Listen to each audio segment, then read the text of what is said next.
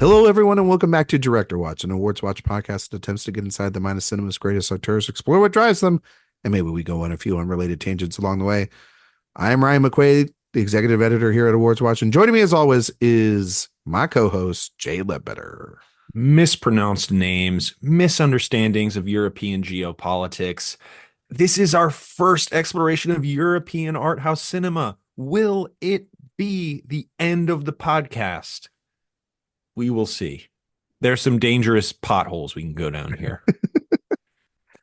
I'm going to let your intro speak for itself because it looks like you're being weirdly cautious to start this episode. Jay. I mean, look, although I will say, we did Malick, and I think we did Malick justice. I think we can dip our toes into this world as well and do the great Kieślowski some justice as well. So, start of a new miniseries. I'm excited. This is a really, really big series. It's a big series. We are covering the films of Krzysztof Kieślowski. We are only doing his kind of big seminal run in the 90s. The movies where he kind of became big in the West. Yeah, the ones that we some French money. Yeah, exactly. He leaves and he goes to French territories, and he's just like, give me all the money to make movies. We are going to do, I'm just going to say up front, we are doing today the Double Life of Veronique, and then we will also be doing the Three Colors trilogy over the next 3 weeks. We are planning on having a bonus episode on the Decalogue, which I kind of feel like Jay and I talked about it. It feels necessary to do that as a bonus episode, as well as also, 10 hours, like television movie series. Yeah, it's right up our alley. Why the hell wouldn't we? Arguably his most celebrated work. So I feel like it is absolutely essential. Is that? I mean, like Three Colors is pretty celebrated. It is, but Decalogue is massive as well. That's true. I mean, like that's been like the kind of thing. It's like when you watch everyone do their Criterion videos. That is like when they see the Decalogue. It's like the Decalogue. You know what I mean? Like, Jay, can I ask you a quick question? Not to get on a side tangent here before we start talking about some serious international cinema. You saw the Criterion Bus on the Go thing, right? Yes. Yeah. The Criterion closet in a van. Yeah. Down by the river. Yeah. Yeah. And so I want to know your opinion. I was at New York Film Festival when this thing sort of premiered. I saw the lines. It was literally wrapped around the Alice Tully Theater there at Lincoln Center, and it was like people waited hours in line to do this. I want you to know that like the parameters were that you could only get 3 things. You had to buy them, of course. You do like a 2 to 3 minute video essentially, and it's basically like any of the other videos that we see with Criterion with like real artists, but like it gave people the opportunity to go out there and do their own. Do you actually do it? No. Okay. All right. Because I have my opinion on it, but I wanted to know your opinion on this. Would you have done it? No, I absolutely would not have done it. I think my main takeaway from it is that Criterion has an absolute genius marketing team. They have a stranglehold on people. Yeah, they really, really do. And it is this, I just went to Disney World. So how much coin did you spend there? Did you get a lot of souvenirs? How much coin did I spend at Disney? That is an off mic question.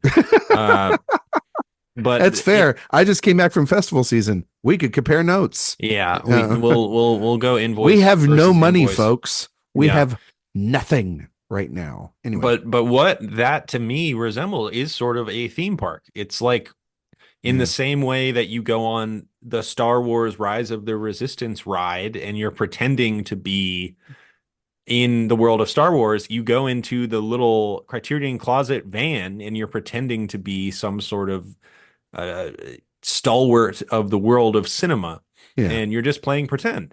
And I get why that would be appealing to people, but also it's like, no. I think what makes going to the Criterion Closet so special is you have to be asked to do it. Yes.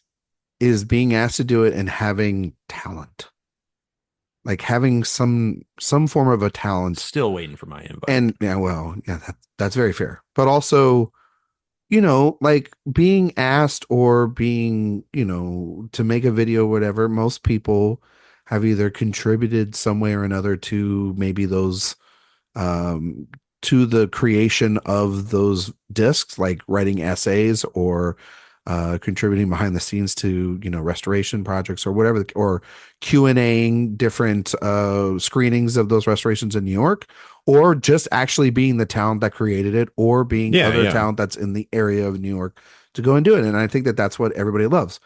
To sort of letterboxification it is, it kind of cheapens a little bit of those videos. Do they send the video to you? No, so the video, like you're talking about like your little 3-minute. I thought you were talking about like the movies there. I'm like, no, you can just take them off the shelf and take them home, Jay. Right, come on, right. Like it's physical media. This isn't. You like, just put your email in, and they're like, yeah, well, I think so. Well, I don't know. I didn't do it, but I would assume, and I didn't talk to anybody that did. I'm shocked. I just haven't seen a just flood of those videos on Twitter or anything. Yeah, that's kind of the thing too, is you think that like everybody would have like had their video ready to go and just like, this is me, talking about Agnes Varda's, da da da da da da. What I love about the films of Robert Altman are what I love get about a podcast, people. What I love about Armageddon is I mean, like my favorite thing about a master builder is they're building masterpieces. They be building, and Wallace Shawn be building. But no, I just kind of figured like that was the biggest thing that happened since the last time we record, because most people don't know that we were banking episodes left and right, and now we're back in a hot minute, and now we're back here doing a new movie series, literally in time. Like we will release this in a couple of days, and it's kind of cool. I mean, to be fair, guys, behind the scenes, it's great to record in advance. Again, it is to do whatever you want. It's kind of stressful to record an episode that's coming out in 3 days. It's been a long time since we've done that. Yeah, it's been like since the beginning of this podcast that we've ever done this. Yeah. Like we're 70-ish episodes in, and which is kind of crazy too, by the way. I was thinking about that earlier. Were you thinking about that the other day? The Franklin series, I believe, ended on 70. Yeah. So now we're on 71. It's crazy. 70. Yeah. What's the magic number? And then we're done. Oh, 715. Wow. Okay. Well, you heard it here first, guys. We cut like probably episode 715, cutting it off. It could be mid-series with something. Yeah, and like we just cut it off. It's going to be Mac and me.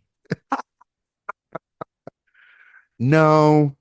You've always said that if we did a last series, it would be, what did you say it would be? You think it would be say? We have talked about that.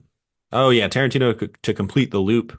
Yeah, but Ryan and I first podcasted on my first podcast. Yeah, where we went through all the films of Tarantino on 2 episodes, I believe, or was it? And those episodes were like 4 hours apiece. Yeah, it was absolutely ridiculous. What was so crazy about that is you let me talk so much.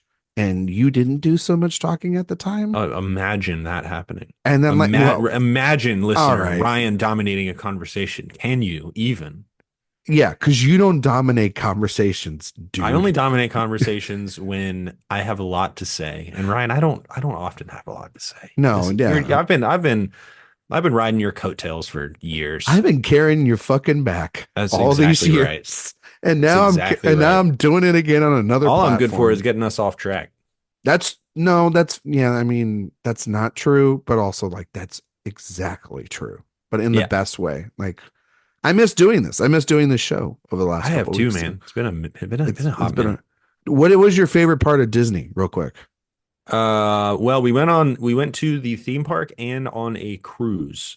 Was the cruise? The cruise was I think the best part, right? Well, with a 2-year-old, the cruise was the superior leg of the trip. Yes. Bottomless drinks? No, not on the Disney cruise. You got to pay for those drinks. You got to pay for those drinks? Mickey's making sure that you're paying for those drinks. What a bastard. Yeah. But favorite part, probably watching Hocus Pocus on a big screen while in a hot tub on the Disney cruise. Did you log that? No, I need to actually. The great Sophia Simonillo was saying she's eagerly anticipating that review. So now I feel a lot of pressure. Well, it's my favorite thing you do every year because Log Hocus Pocus. it's the greatest running gag on Letterboxd. Nobody ever talks about It's a it, but years like long gag. Yeah, it's like surprisingly, you've been nobody's doing it for talking like about it. 10 years. It's the Like movie I think I've watched the most in the last decade. So it's probably yeah. the things What you do is for that? love, Is man. that your wife's favorite movie or just like No, no, Halloween no, no. specific? Her favorite movie is The Devil Wears Where's Prada, which is Prada? probably the movie I've watched the second most. Do you think that we would ever cover The Devil Wears Prada on That the might show? be the last episode. Yeah. That yeah. Because she would come on and then be like, all right, this is it. This is the last movie to ever talk about. If Period. we ever get divorced, God forbid, No. So why are you putting that out there? I will make it a stipulation in the divorce that she has to do that episode. Okay, but I don't think that's gonna happen unless you screw up really I bad. don't think so either, but I'm saying if. You would have let's to be fair, you would have to screw up really bad. She's She not might- doing anything wrong. No, Do you think she would try and get custody of the podcast? no. Like I think oh, like ban you from doing podcasting? No, just like she would become co-host. Oh. I mean, to be fair, as we all know, Allie is my favorite Ledbetter in that household. She is easily Actually, she's number two she's now. number two. She's number The two. Jet- the Jetster Jetster coming in is number number one. You see that picture of him in that pirate costume? Man, he looks I mean, so come on. What a dapper guy. What a dapper man. Yeah. He was was he the getting belle ready? of the ball. I heard they are starting to shoot Pirates of the Caribbean 5. Mm-hmm. So is that an exclusive? He's playing young Jack Sparrow. Oh shit. Okay. Oh, Been hanging out with Johnny a lot. oh no. Taking notes. Have they been going on Disney cruises together? What would Johnny Depp's Disney cruise go-to drink be? Oh my God. He's a wine guy. Oh, he's a big wine guy. Really? You don't remember that story of like his wine budget every month on his private island was like $40,000? I don't remember things about Johnny Depp. I try to forget a lot of that. Was a big story in something where his wine budget was truly like some unfathomable amount of money every month. Okay. Yeah. Well, then there you go. I guess Jet was drinking wine with Johnny Depp. Is it kind of crazy he was like the biggest movie star on the planet? Yeah, I do think about that fairly regularly. Just that he was like him, Russell Crowe. There were certain guys who were like for 5 to 7 years. They were the greatest thing. Highest paid actor. He was the sexiest man alive on People magazine. He was like everything. He's so good as Jack Sparrow. I mean, he's just so good. That was another one they played on the ship. Watched about half of the first one. Pearl. Yeah. Oh, what a movie! Probably. What a movie. They don't make them like that anymore. No, let me tell you. No, you know who's coming back? Gore. I think Gore's coming back next year. Yeah, he's got something. I can't remember what it is, but he's got something. I like Gore. He's a good guy. I like Gore. He's got a good visual aesthetic. He's got a point of view. Yeah. Here for Wellness. Was that his last movie? That's his last movie. That's insane. Wasn't it like 2016 or something? Kind of. Was it even before that? I've kind of come around on that movie. The movie's good. You know what? You know why? Because you just watch a lot of movies nowadays, and a lot of these movies just disappoint. I watched your beloved Here. I can't wait. Dude, that movie's so bad. Our Zemeckis series is going to rule. I think you are going to hate that so much as a Tree of Life fan. What was the last good movie Robert Zemeckis made? Okay, now I got to look this up. This is a good. I think it's Castaway. Well, no, you love Marwen though. No, I don't love Marwen. I think Marwen is a fascinating you have object. Marwen tattooed on your chest. Marwen has got stuff in it, but it's not good. No, it's interesting. I'm gonna say that I'm calling bullshit on you right now. You love Marwen. You're like, have you ever seen it? No, I'm never gonna watch it. I've seen every Robert Zemeckis movie. Yeah, and which is, I feel bad for you, but also I understand. A lot of people stick up for Allied.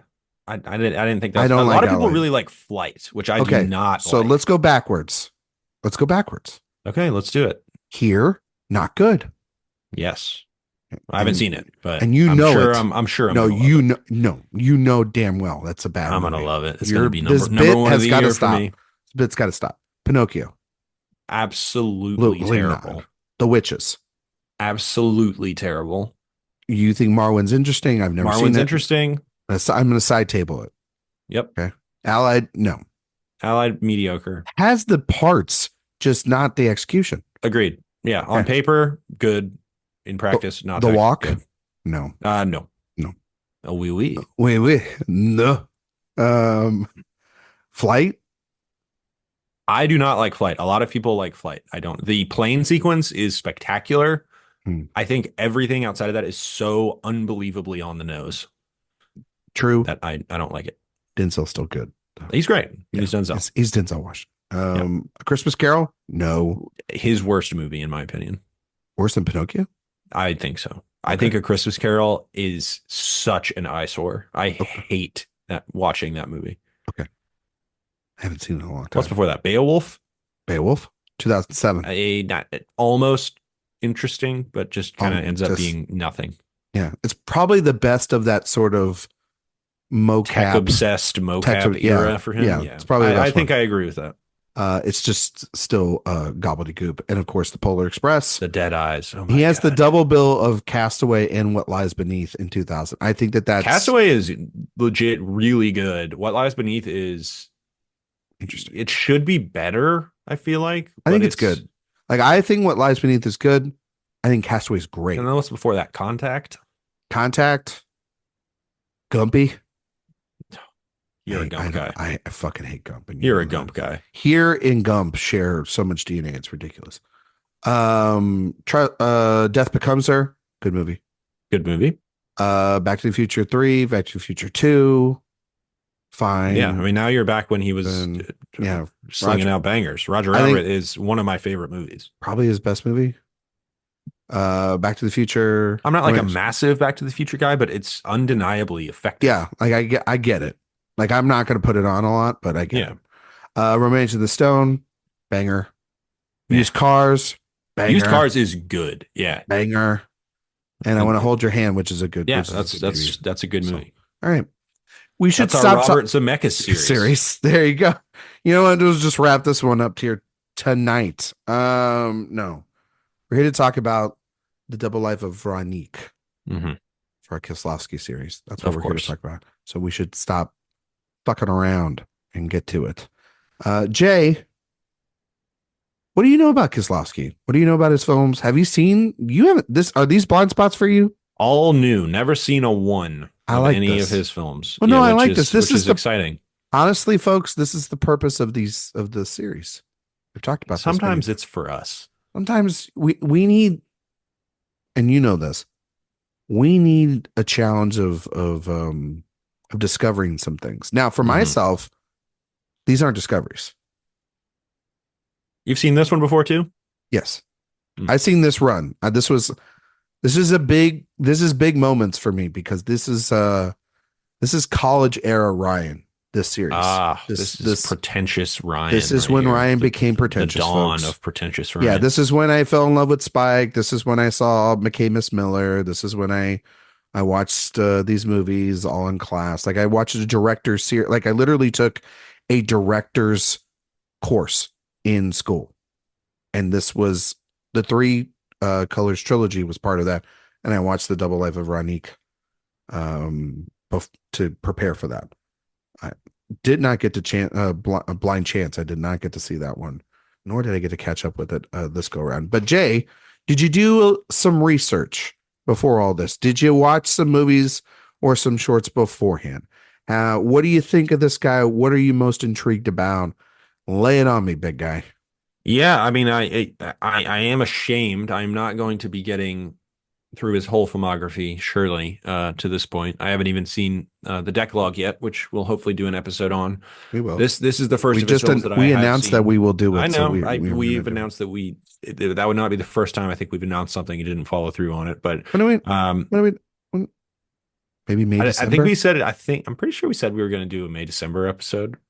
We definitely never did that. Yeah. That was my bad.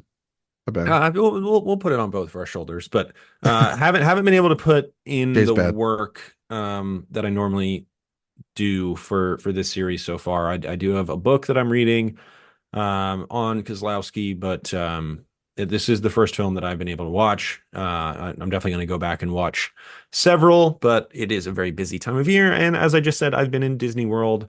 Surprisingly, on the Disney cruise, they did not have a Kieślowski section on the in-room televisions, which was unfortunate. But Bummer. yeah, yeah. As far as Kieślowski himself, I mean, he was born in Poland in 1941. I wonder if that shaped his worldview at all. Um, but he kind of moved around. His dad was sick growing up, and he moved around a lot. And he essentially how he became a filmmaker was that he didn't want to join the military. He didn't want to have to go to the required military service. And so he went to art school. He wanted to be a theater director, but he didn't have the requisite degree to go to that school, which really speaks to how unseriously film was taken at the time, which was definitely something we talked about in the Malick series. So essentially, he had to go to film director school because he couldn't get into theater director school. And he started as a documentarian and then made a bunch of work in Poland. And then Decalogue, I think, sort of took him up to a whole new level. And I do definitely acknowledge that just covering these four films doesn't do justice to his entire output. But I also think it is important to note that I don't think those films would produce episodes that 6,000 people would listen to necessarily.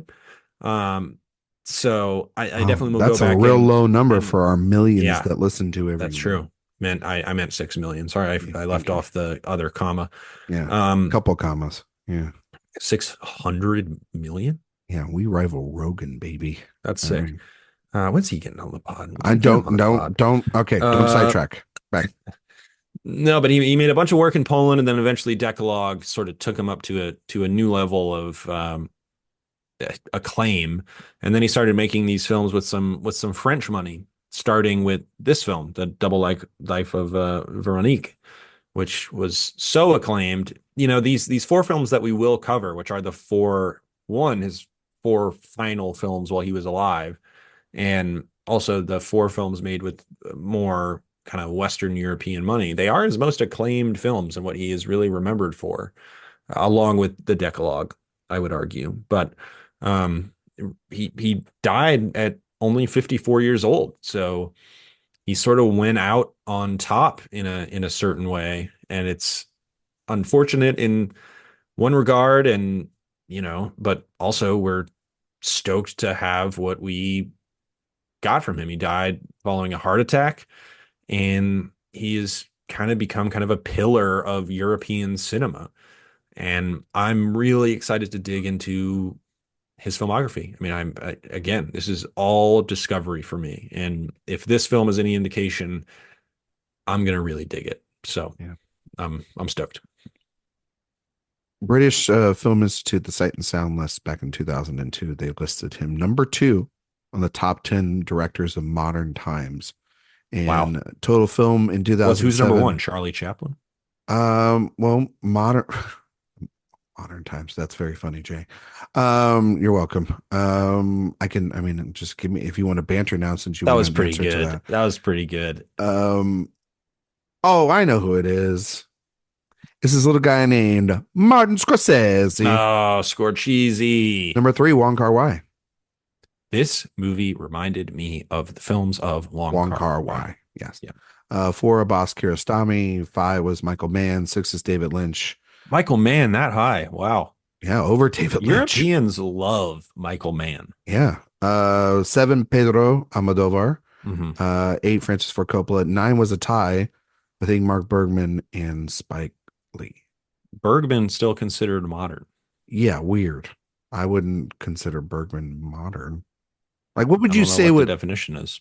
I would say like 1970 and on would be more considered When modern, they right? started, Yeah. I mean, most of those guys are like 70 I know, and I know. yeah, That's what I'm that's what I was saying. I'm saying. kind of like if Bergman is modern, then Yeah. Their 10 I was don't know. wild that year. Their 10 films that UK critics poll. Anyway, And then to total film in 2007, they rated him number 47 of the 100 greatest directors to ever live. I'm not going to go through that list of that. That just seems like a rabbit hole that we don't need to go down. God, I always forget that Bergman died in 2007. That's crazy, right? Yeah.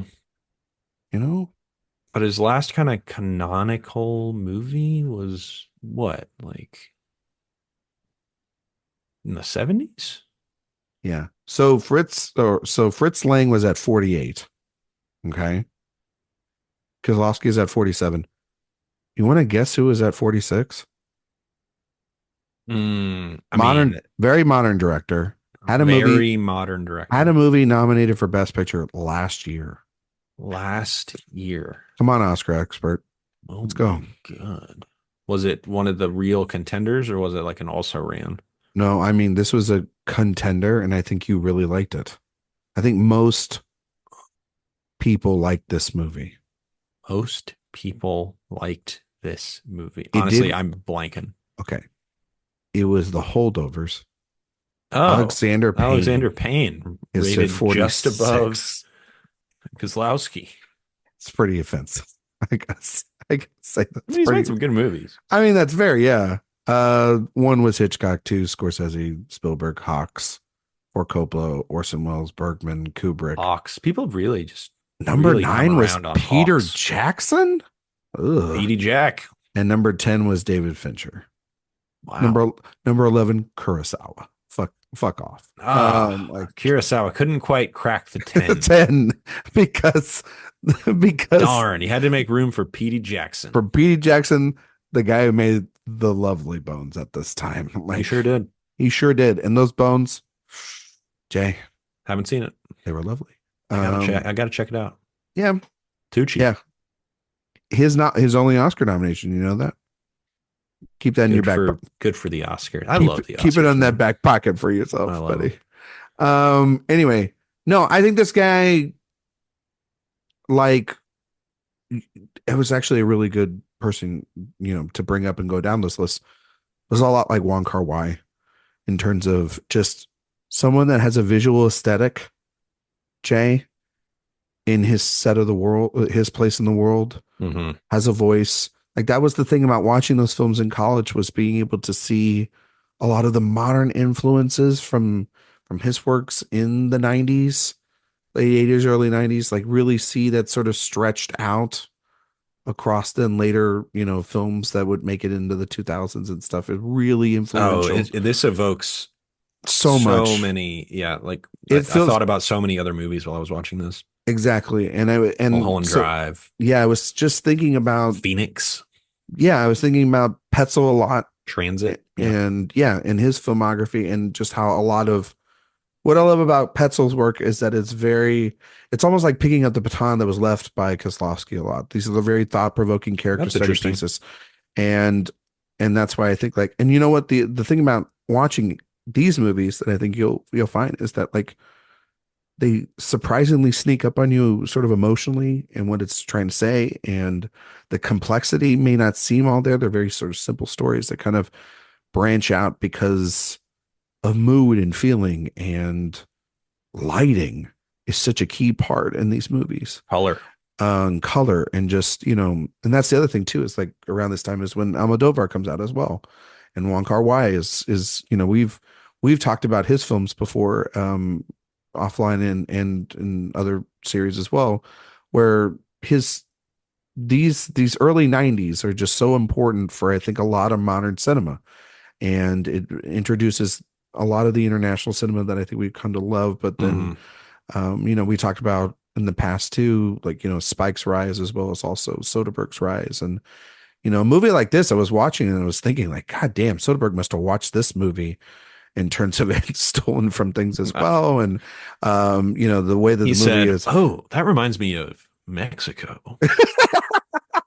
Exactly. That was like what I was thinking of a little bit as well too. But no, I just think of him, also as one of those guys, like you mentioned, Jay, because he passed so early, one of those sort of fallen masters, like really like was hitting a stride, and would have loved to seen like 10 to 15 more or 20 more years worth of cinema just to see what he would have tapped into, and He's performances young, are so, yeah, this is 54. 54. It's just too young to lose someone this singular and this sort of brilliant. And so I'm so excited because I haven't seen these movies since college, and I'm really excited to dive back in. It was a lot of the other reason why I wanted us to go down the the Malick hole, was to be able to sort of dive back into these movies that I haven't seen in a long time. But this will be very nostalgic in how we cover these movies, and how much I really responded to them, and kind of maybe a lot of these movies were some of the first movies I owned in the Criterion Collection,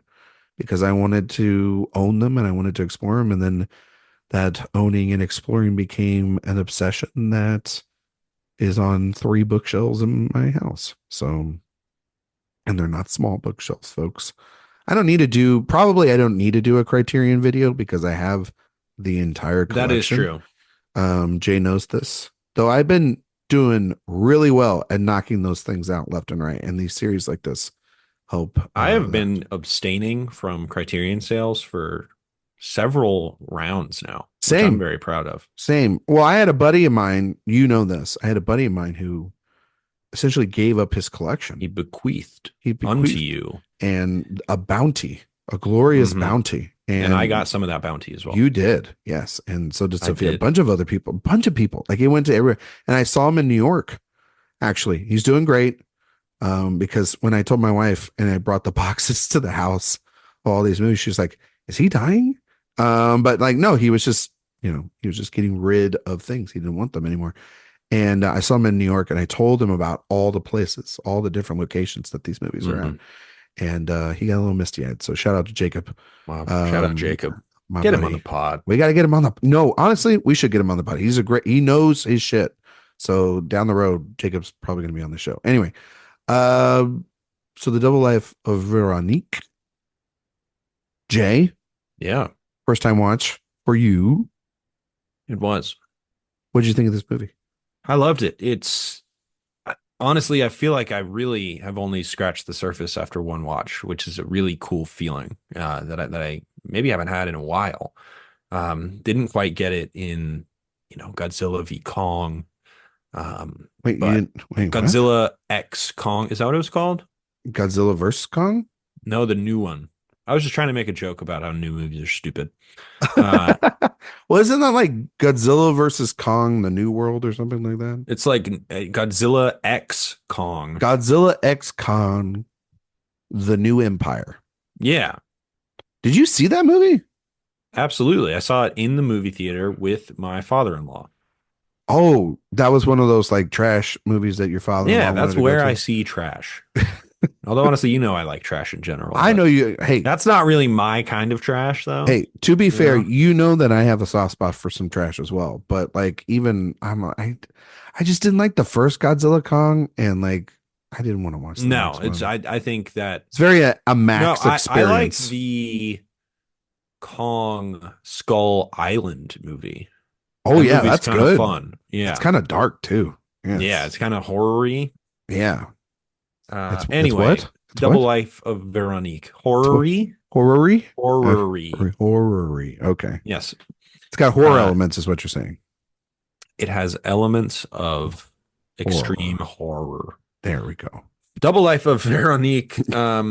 Again, I think very complicated movie. And yeah, like you were saying earlier, it's story-wise, it isn't incredibly complicated, although I'm sure you could do a deep dive into kind of the mechanics of the story, but I think that is very much secondary to what you were saying, the emotion that the film possesses, the filmmaking techniques, and kind of what that is saying about the people in the film, and just really it does give off this sense of empathy, and its exploration of identity was to me reminiscent of some of my favorite movies like Mulholland Drive, things like that I really thought of while watching this. And it is so understated while also possessing these extreme filmmaking techniques.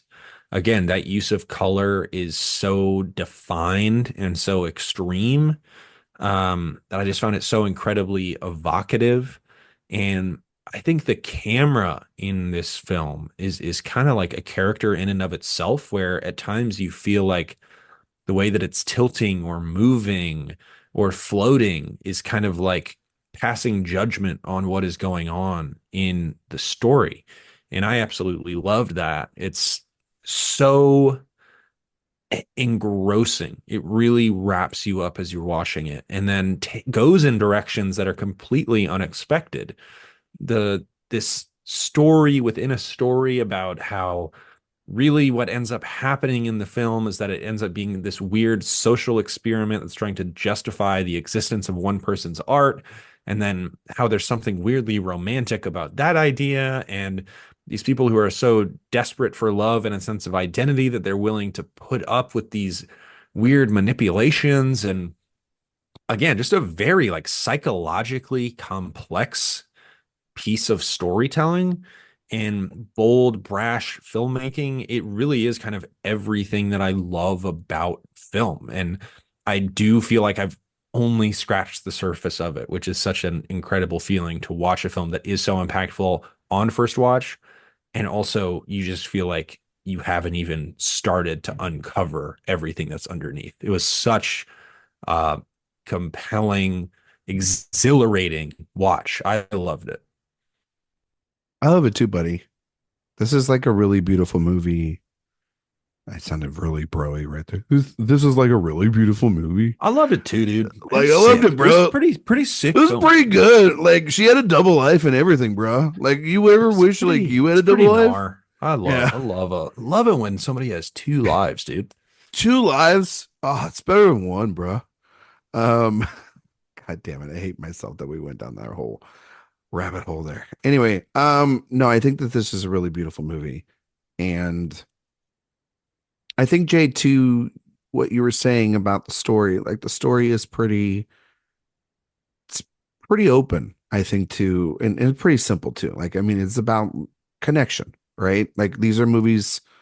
This is a movie about that weird sort of feeling that one has that is connected to others be and what happens if you just dive into that sort of temptation. And I think that that's really interesting, sort of how we are connected and how one action may or multiple actions can have consequences. It's a lot like what we talked about last year, you know, with Inyan and with Past Lives and various other films that we sort of connected with over the years about connection. We talked about it a lot, I think, on Lost in Translation, which is another movie that, you know, I think, and we talked about it before with Chungking Express, you know, Mm-hmm. and these movies God, what a about movie. what a movie. Those are more sort of romantic connections, and this is just more.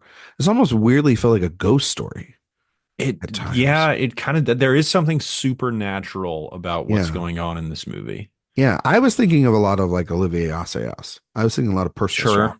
personal Yeah. shopper here. Mm-hmm. You know, in Mm-hmm. terms of like that It is a does movie feel a that little bit like a ghost story. Yeah. like that like this is this spirit, this connection that spans across two different people that are very similar. I was honestly kind of thinking of Malik at certain points A too. little bit of It was Malik, yeah. Not as I think as floaty or as no, I mean I just think about Malik all the time. I know. So Well, I mean that's fair. Were you thinking about Malik on the Disney cruise? yeah, watching Just Hocus Pocus, I was when like, you man, when you saw the water, is that what Malik would have nailed he would nail the Hocus scene where Sarah Pocus? Jessica Parker, or no, he would have nailed the scene where that one witch is on a vacuum cleaner instead of a broom. Yeah, because he would Good have just bit. focused on the vacuum cleaner and been like, Yeah. this machine's gonna kill us He would have all. focused on the bird behind the vacuum cleaner. Imagine if Jack Fisk designed Hocus Pocus. I think you would have loved that movie then at that point. I think I'm Um, honestly, it's real Stockholm syndrome. I might love it already. oh, okay. And you're just yeah. Stockholm syndrome. Yeah, but then like, yeah, I don't believe that because I've seen your letterbox reviews. You don't love that Yeah, movie. it's not good. No, it's not good. It's not like this There's a movie, character which named Jay in it, who I believe is the best character in the film. well, that's bias, isn't it? No, I think it's circumstantial. Yeah, okay. But I think there is like this there is I mean the movie is talking a lot about love, yes, and human intuition, but I think it's also speaking a lot. This movie is a big time about identity and who we are and where we are in time, how we connect with maybe outside things that we can't control, who we are within ourselves, Your idea of your comfortability. place in the universe. That's what I thought Yeah. about in relation to Malik, was just like Like, searching for some kind of purpose, and then how yeah, that like, are purpose we, can be defined by forces that you don't even yeah, understand they or can't even control. Yeah. know about. And And it's you, like being exposed to those unknown forces. It's a blessing and a curse. well, it's also this thing of like, I think it's even beyond something like with Malik because like like he or she's Don't sort say that. no, but just hear me out. Because Malik is, I think that this movie is very like Malik's. I don't think I he mean, ever this is made like a ghost very story. different than No, Terrence Malick. it's very different because like it's about somebody creating, I think, a mystery or wanting to create something in order to find Yes. purpose.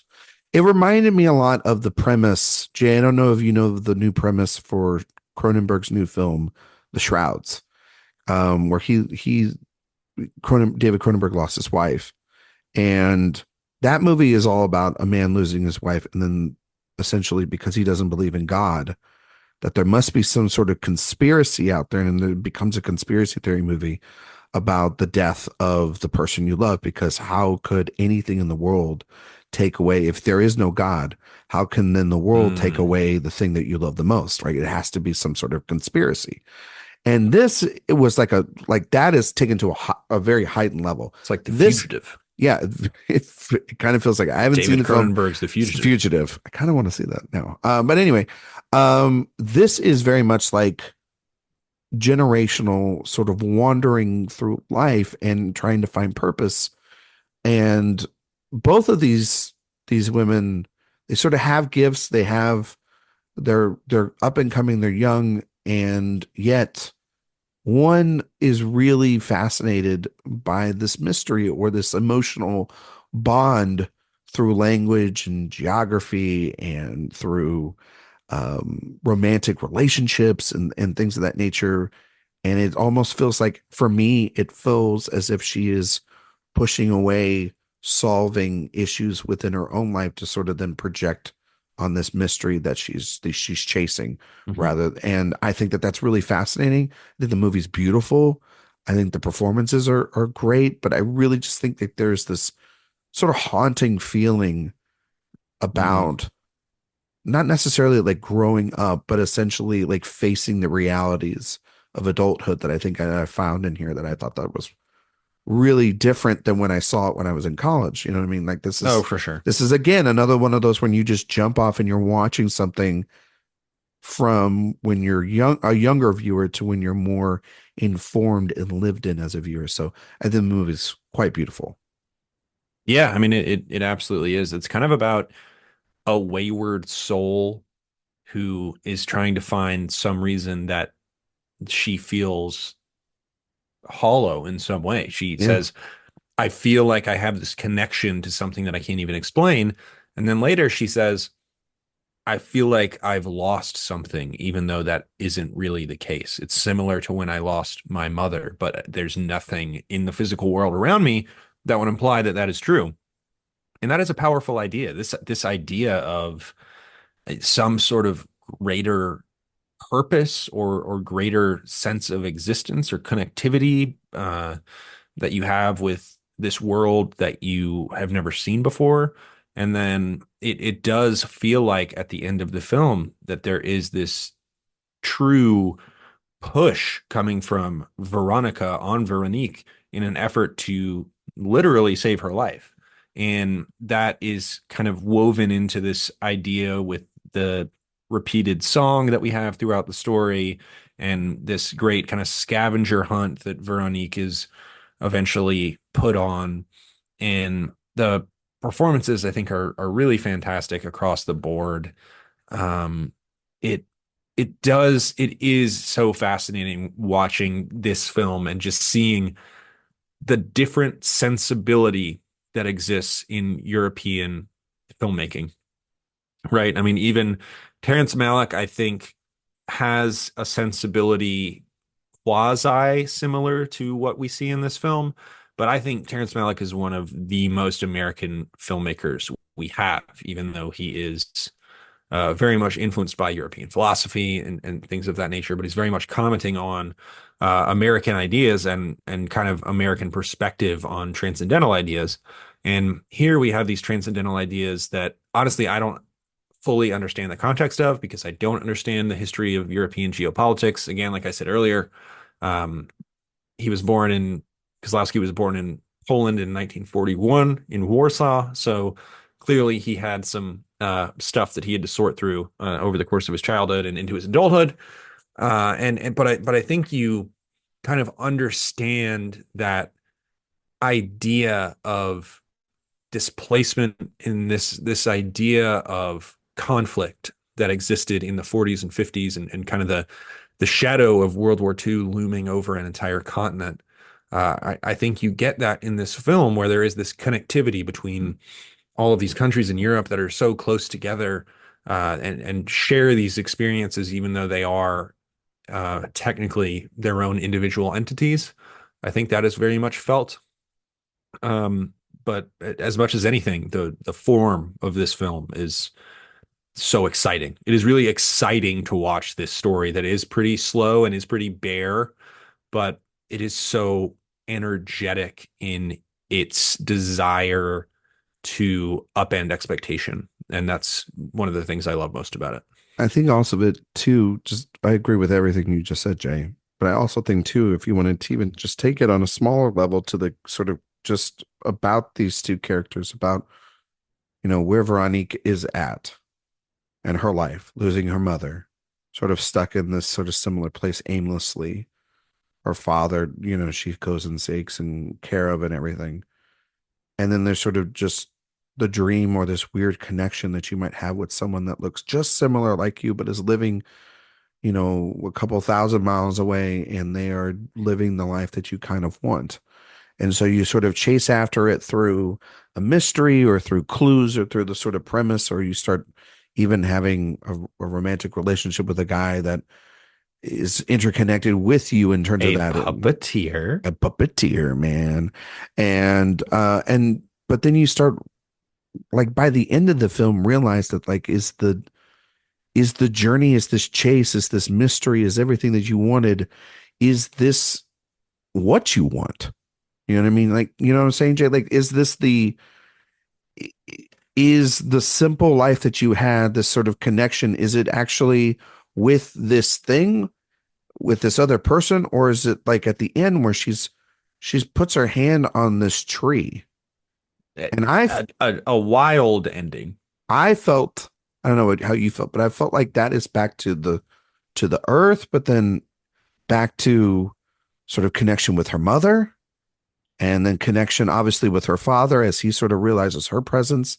And it is then back to this thing of, like, to venture out and to leave and to escape these places that, yes, these countries are so close to one another, but there is that fear still inside of wanting to Yeah. leave, of to move on, of to what some people think and what people thought in wartime, which is that once you leave, you do not come back.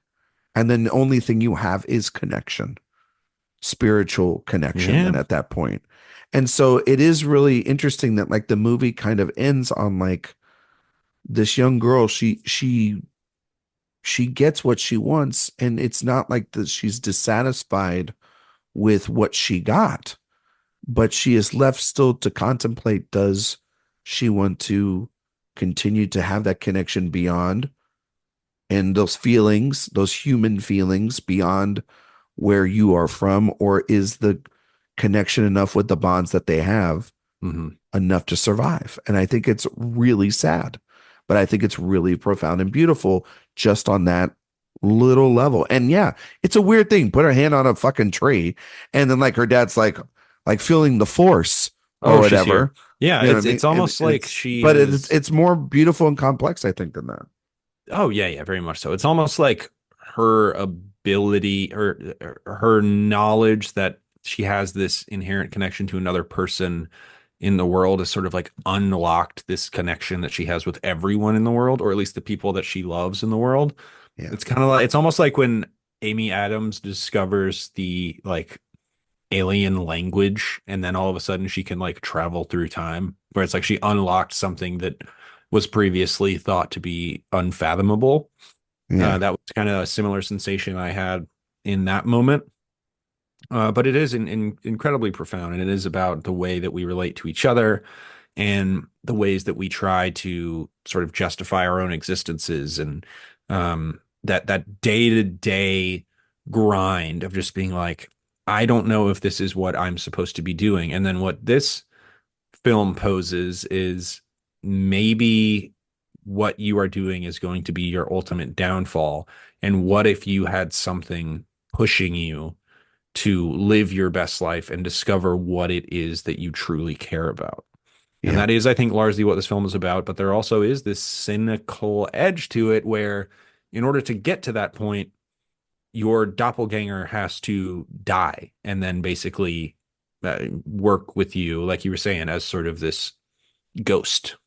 Yeah. And So we're this almost like spiritual guide to allow you to have yeah, and honestly too, for Veronica to give to Veronique the life or the awakening that she never got to have.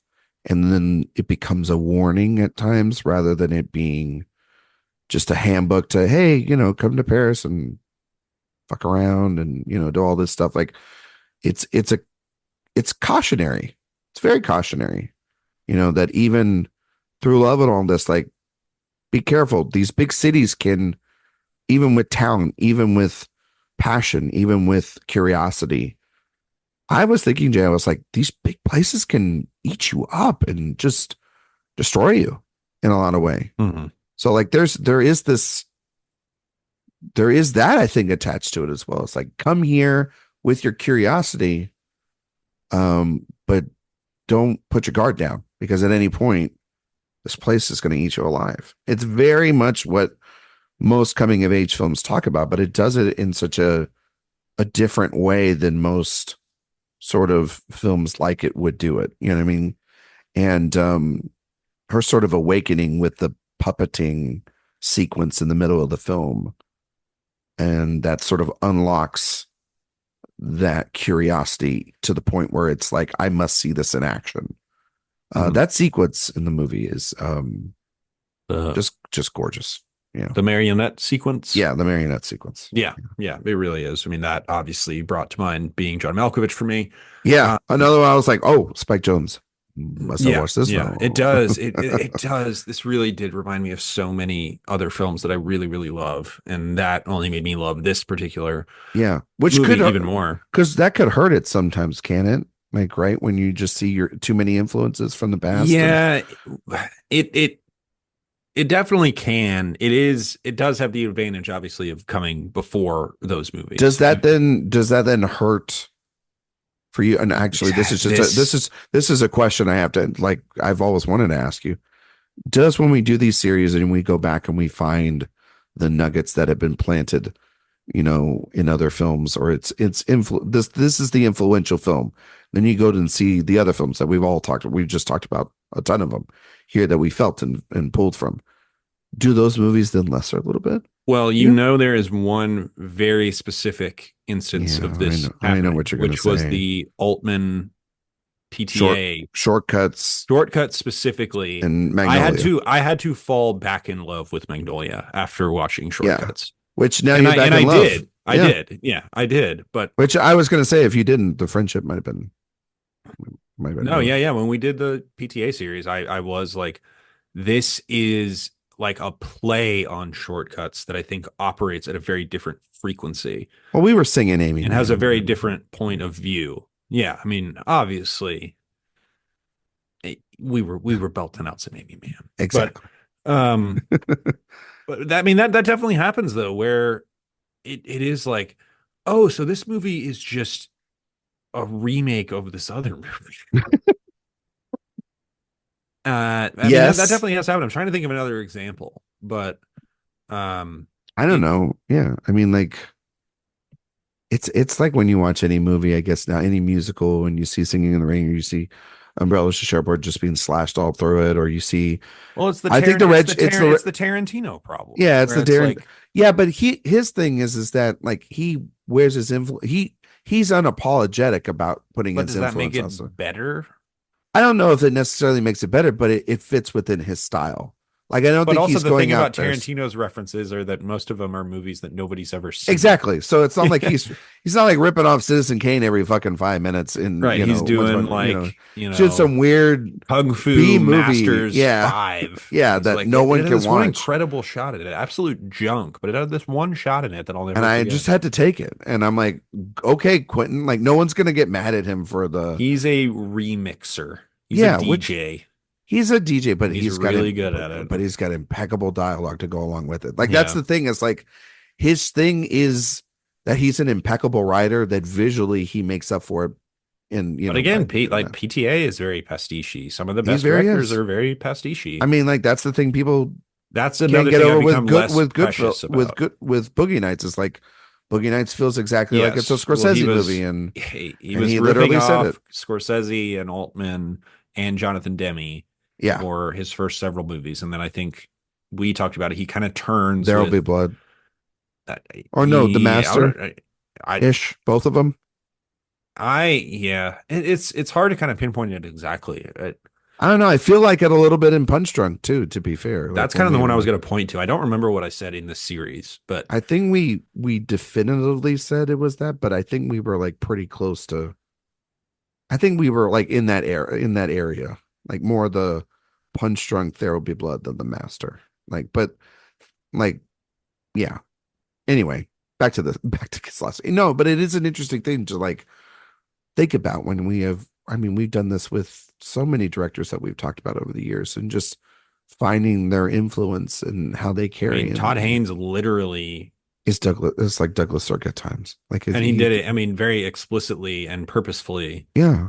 I mean, like it's okay to mimic. But again, he upended that style with a type of film that would never have been able to have been made during that time period, right? No, and that's like the thing with all the I think sort of then homages or sort of elevations of maybe Soderbergh with the Good German. Yeah, I mean, like if you do it, it's mostly you're doing it now under a sense of different rules Mank. and different money. Like yeah, like Mank with Fincher. Is that what you're saying? Yeah. Yeah.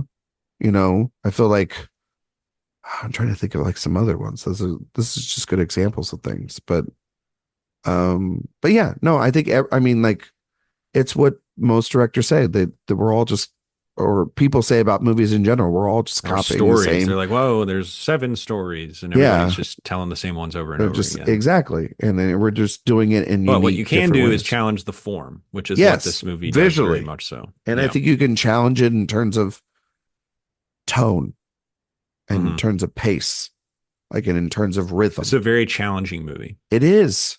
It's a very challenging movie, though. For me, it moves at such a mellow pace.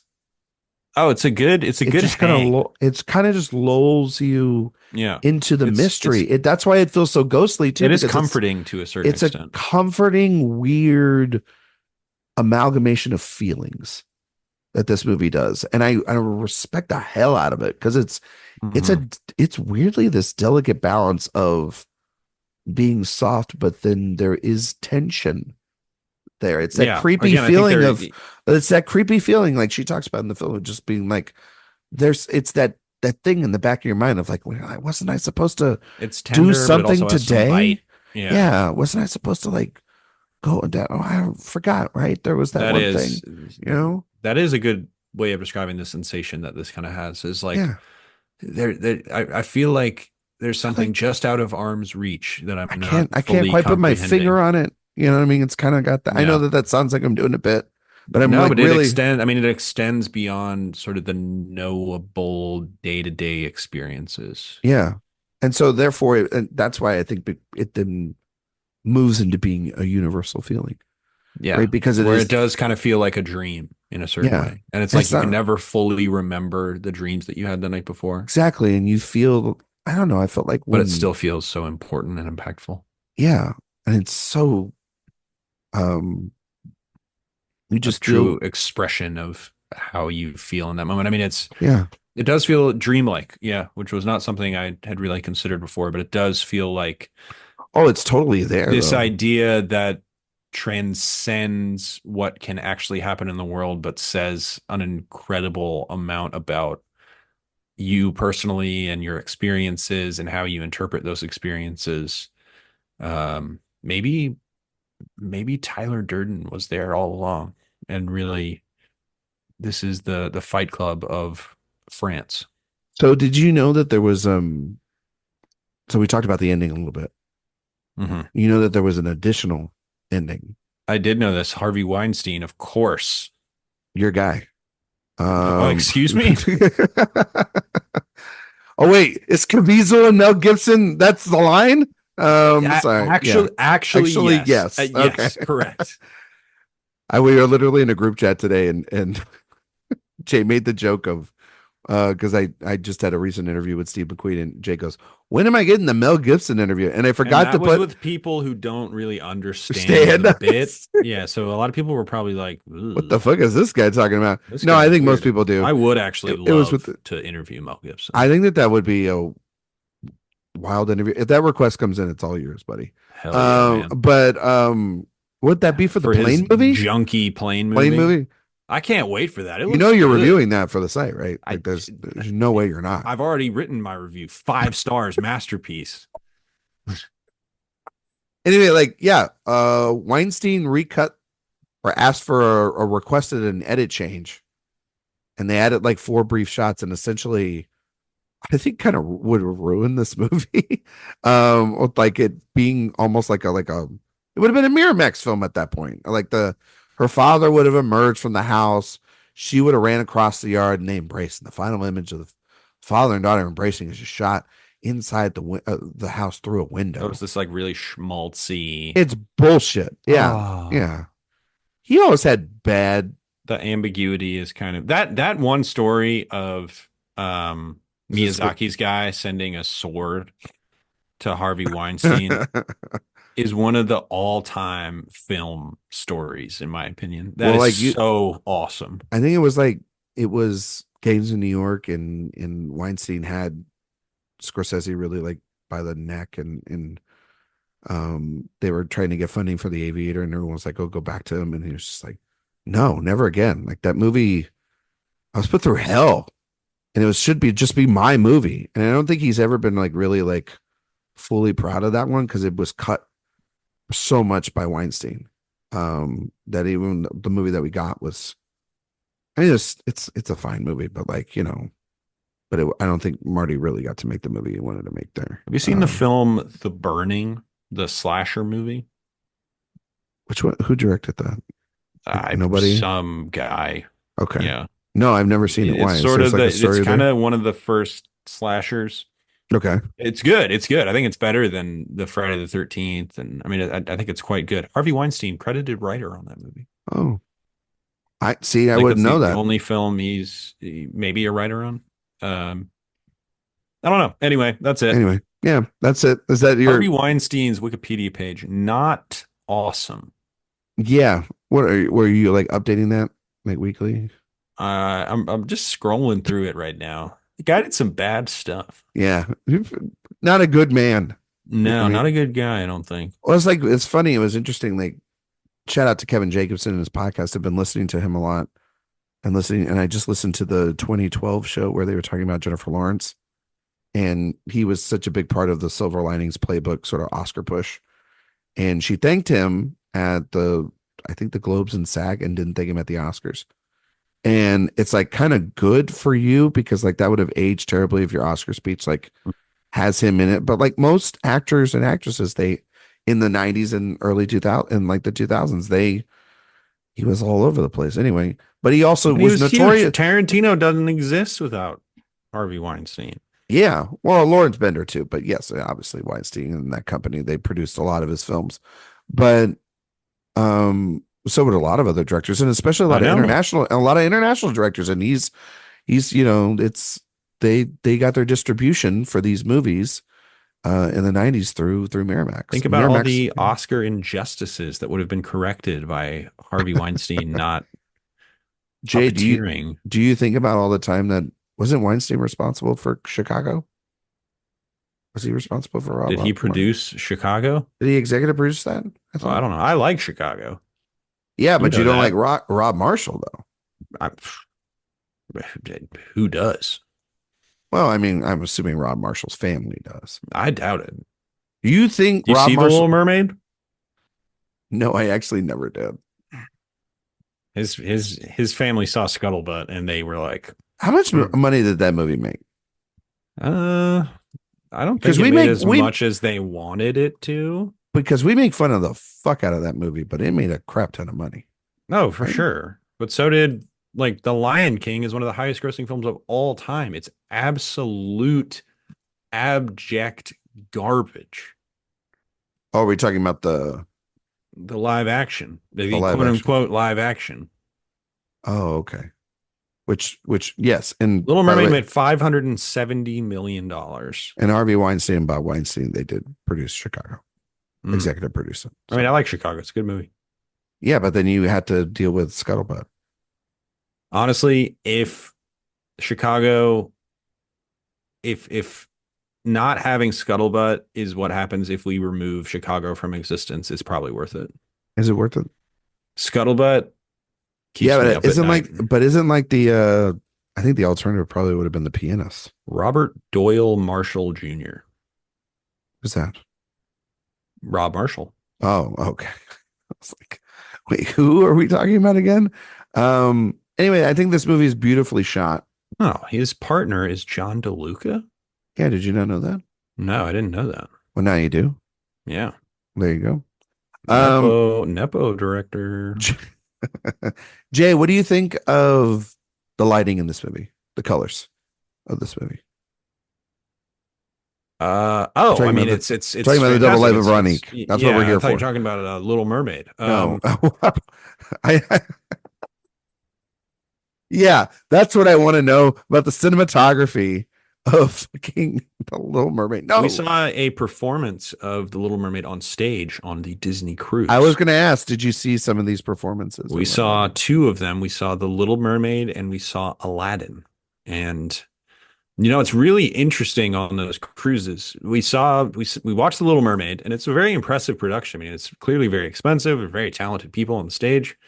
And then the next day, we were waiting to take a picture with Mickey Mouse with my son. And then the guy who is like trotting Mickey Mouse around was the guy who played Prince Eric the night before. It was wild. Did you get a little mad about that for continuity's sake? Well, no, I was just like, so you do that, and then also part of your job is trotting Mickey Mouse around and like telling people that the line is no longer active. That was just very weird to me. He was the star of the show, and then the next day he's like side character number 3. Well, not even backup. that. He's literally like in a shirt. He's not a character. He's just like an employee. Dude. Well, yeah, I mean, like it's very interesting. They were like performers. They're like, I mean, they're like cast members. Jay, do you know that they're like real people? Well, I know, but I thought his only job on the cruise would be being an actor. Oh, okay. So you didn't. I thought his responsibilities would begin and end there. No, they're cast members. Yeah, they pay him. Yeah, and they pay him pretty decently. The performance. They have these things called minivans, MINNIE, as in Minnie Mouse vans. They're associated with Lyft. And even the minivan drivers, they call themselves cast members. I think the way you just said that, just getting a gig. They have like red. They're red with white polka dots on them. Say it one more time. Minivan. That's terrible. It's like one of the top 10 worst things you've ever said. Minivan. Stop it right now. All very nice drivers. I would always ask them, hey, what's the one ride? We got to make sure we ride, all that fun stuff. And then they just had all the information. It was they were very pleasant. It was great. Can you tip them? Yes. Did you tip them? Obviously, absolutely not. Hundreds. I'm a 250. A lot of people do like to do 25%. I had a 0 to that, 250%. Oh, all right. Big spender. All right. Yep. Okay. Because Disney's not expensive enough. What is your favorite ride at Disney? Can't So believe we've gone down this fucking rabbit yeah, hole. this well, it's just very timely. Yeah. I'll tell you the ride. It's really interesting going on these rides. What I had forgotten was how short roller coasters are. Most of Hmm. them. Yeah, they're like 2 minutes, or like 30 seconds, 60 seconds. They're like 90 seconds. Yeah, some of Yeah, them 2 minutes. yeah. The Under the two the minutes. the ride that I had not ridden before that I thought was incredibly impressive, but also very short was the Tron roller coaster. Oh, you so okay. It Yeah, was I've it heard was this. very cool. I accidentally cut like 3/4 of the line. Oh, It was an accident. did I people get want that on mad? the record. No, people were surprisingly chill about it. And it's very weird. You sit in it I feel like like there's a curse on you now the or people, something. whatever. I got to ride the ride. Otherwise, I wouldn't be able to ride it. Um, and you sit in it like like they do in the actual Tron ride. So you're sort of like bent So, so over. you're Jared Leto in the situation. I I wish. Yeah. Um, but it's a really crazy. The acceleration on that ride is insane. It is What do you go from so like cool. zero to what? Six? 210? Okay, come on. I don't know the Probably exact like miles per hour, 60? but it's so cool. It's so smooth too. Roller Yeah. coasters have gotten crazy. I also really like Everest. I don't know what that That's a is. good coaster. It's an Animal Kingdom. Oh, You okay. you I see. When I went Animal Kingdom, it was like raining and stuff. We couldn't really do much mhm. there. So What else? I mean, the Star Wars ride is very impressive. It yeah, is it is sort of an impressive achievement of how tech. the how the hell did they get this done? That was another weird thing I experienced going to Disney World at age 33. Mm, I was like, this is all technically incredibly impressive. So I wasn't getting as immersed as I think they want me to mm. be. So it was like, But you were like, wow, the detail. no, Good I for was you. like, yeah, whoa, I can't believe you pulled this off. It wasn't like, I'm in Tatooine. It was like, it's really impressive how you recreated Tatooine and the, whatever. Um, some of those rooms though in that Star Wars ride are absolutely insane. They're massive. And then the other thing was, Did you build the own lightsaber and spend like $700 to try to do you that? know what? Forgot to do that, believe it or not. Okay. I did go to the cool little Star Wars bar. That actually was genuinely pretty immersive. I had a good Yeah. time there. Did you get like a drink there? I got Like a blue milk? beer. Oh, a beer. Okay. A beer. Oh, Because well, the like uh, problem was with the like on the Obi-Wan menu, Kenobi says, I'll get a beer. every menu or every item on the menu was like, this is made with globglorpian vodka and gloop glop sauce. And And you're it's like, can like, I just have a I fucking don't know beer? what this Yeah. is. Can you actually tell me what this is?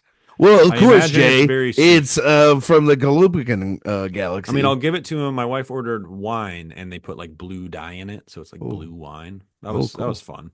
All That right. was And that fun. was $95. I Um, think you're underselling that. I don't No, know. It just feels like they upcharged. Real quick. it was a good trip. Did you eat It the was food there? You gotta eat so like the we food. got yeah, we I'm didn't really just do being a terrible influence right now we on the didn't really show. do as much food as we wanted. The one thing we did have that was absolutely fantastic was these spring rolls they have. Really? One was like a pepperoni I pizza spring I roll, heard like and the one thing you're was supposed like to get a is the turkey leg, right? Isn't like that like the oh, thing? I'm anti-turkey leg. I got to be Oh, honest. you're anti-turkey It's leg. turkey legs are performative. Is it too You're just much? looking for attention with the turkey leg. You think it's too much food too? It's I mean, it's probably too much food too. If you're doing 30,000 steps, that thing's going to weigh heavy on you.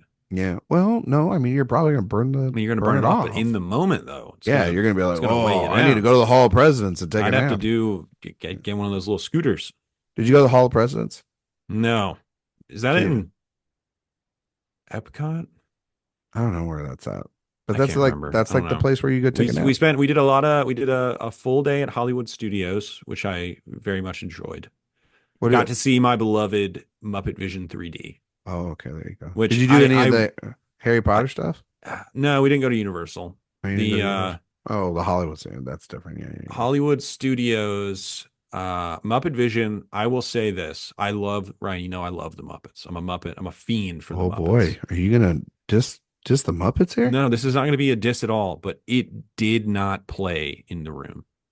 I am worried the Muppets Whoa. are Are dying dying. before my eyes. Which is so weird because like that Muppet movie in 2011, it did so well. It did well. And then the sequel, Diminishing returns on the sequel. sequel, and then they tried to do the TV show that didn't They work. the TV show that they tried to do like The Office was a mess. Then they Somebody will tried bring to it do a back. couple things on Disney Plus that haven't really stuck. I think somebody will do a movie and they'll bring it back. Ah, I hope so. I John absolutely Mulaney adore the does the Muppets. Muppets. That would be really I mean, good. that would be awesome. That would be like that's the perfect person to like make a Muppet movie, but make like a Muppet like do it like a Muppet theme, like Muppet Caper or Muppet something like that. You know what I mean? Like we haven't had one of those. I don't want to see just like a straightforward Muppet movie. You know what I mean? No, they can't. I mean, they did the rehash with the Muppets, which I think is a good movie. And Yeah, in the moment, especially, I was like, oh, this is a balm. make like But Muppet superhero, something like that. oh, you want him to do like the Zucker Abrams like Like the parody theme. movie. Yeah, well, no, like the You theme want stuff. Like they did you the want scary movie with well, they Muppets. did Muppet they did Treasure Christmas. Island, Yeah, they did a Christmas Christmas Carol. Carol, Yeah, those Caper, would be like fun. do stuff like that. Like Yeah. that's what people want to see. Yeah, You know what I Muppet mean? Great Gatsby. Yeah. Directed by Boz Lerman. Yeah. Muppet Brutalist. Oh no. No, not Muppet Brutalist. Muppet Brutalist. How about I think that's the move. How about Muppet Double Life of Veronique? How about that? Ooh. You know, Miss Piggy as Veronique. that'd be pretty good, right? What else do you have to say about this movie? Not Disney World. The Double Life of Veron Pork. Okay, all right, all right. To the movie, please. Yeah, what else about this movie?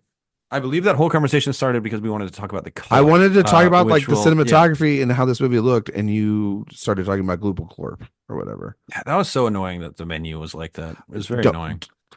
But You're- we you're- made some good friends at that bar, though. They make you kind of stand at like a table with like other people, a community table, and we met some good people there.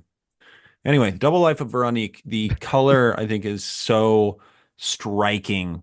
I'm still trying to battle with really the thematic import of the various color changes and the various temperatures that the movie takes on. What do you think But of like that's something I really am looking forward to exploring further on a rewatch. okay, like when they're in the cafe and they're meeting for the first time in Paris? In the train station. Yeah, and like the half the screen is like black as hell. Yes, top. I thought that. Yes, that was really weird. I was like, oh shit, the transfer. Oh, is it was not almost really like it good. was obstructed. Yeah. Like it looked like an accident. I thought the same thing. Like, do you think it was an accident or do you think that that's like a purposeful choice? Like, I can't tell on this rewatch. I was kind of distracted as they cut back and forth. What did you watch? Did you watch this on the Criterion? Yeah, Criterion disc. I do not have the disc. I just watched it on iTunes. Okay. I normally buy them all, and I thought I actually had it. And when I went to my shelf, it was like, oh, You know, you're in the own same this boat yet. as I am because I was trying to pull like Altman off the shelf and going to do some rewatches of Altman, and I couldn't find Three Women, and I was super mad at myself. And I'm like, did I not buy Three Women? Wow. And I didn't, and so then I did. Brutal. Yeah, it was brutal list. Brutalist. I'm seeing yeah. that next week. I can't wait. Really? Yeah. Like regular or 35 I ECP? have no idea. You need to. I've only email gotten her. the save the date. I have not gotten the details yet. I want to see it again. So goddamn bad. Carve out 3.5 hours. I have time. I'll make time for it. How long? It is over 3 hours, right? It's the whole experience is like 3 hours and 35 minutes, but that's included with the 15-minute intermission. So it's a 3 hour, 20-minute movie. 3 hours, 35 minutes. But Jay, I'm going to tell you this. That is crazy. It flies. It flies. You don't feel it at all. And the intermission, you're going to love it. You're going to love it. It's going to like be like old movie. I love an intermission. I am with you there. I see Baby Girl next week. Looking forward to that. Baby girl. We got all the Baby well, driver. Well, you got to get all these movies start watching because you Oh my guys are God. a crazy group. I know it's ridiculous. But anyway, no, like the so how did it look on your transfer?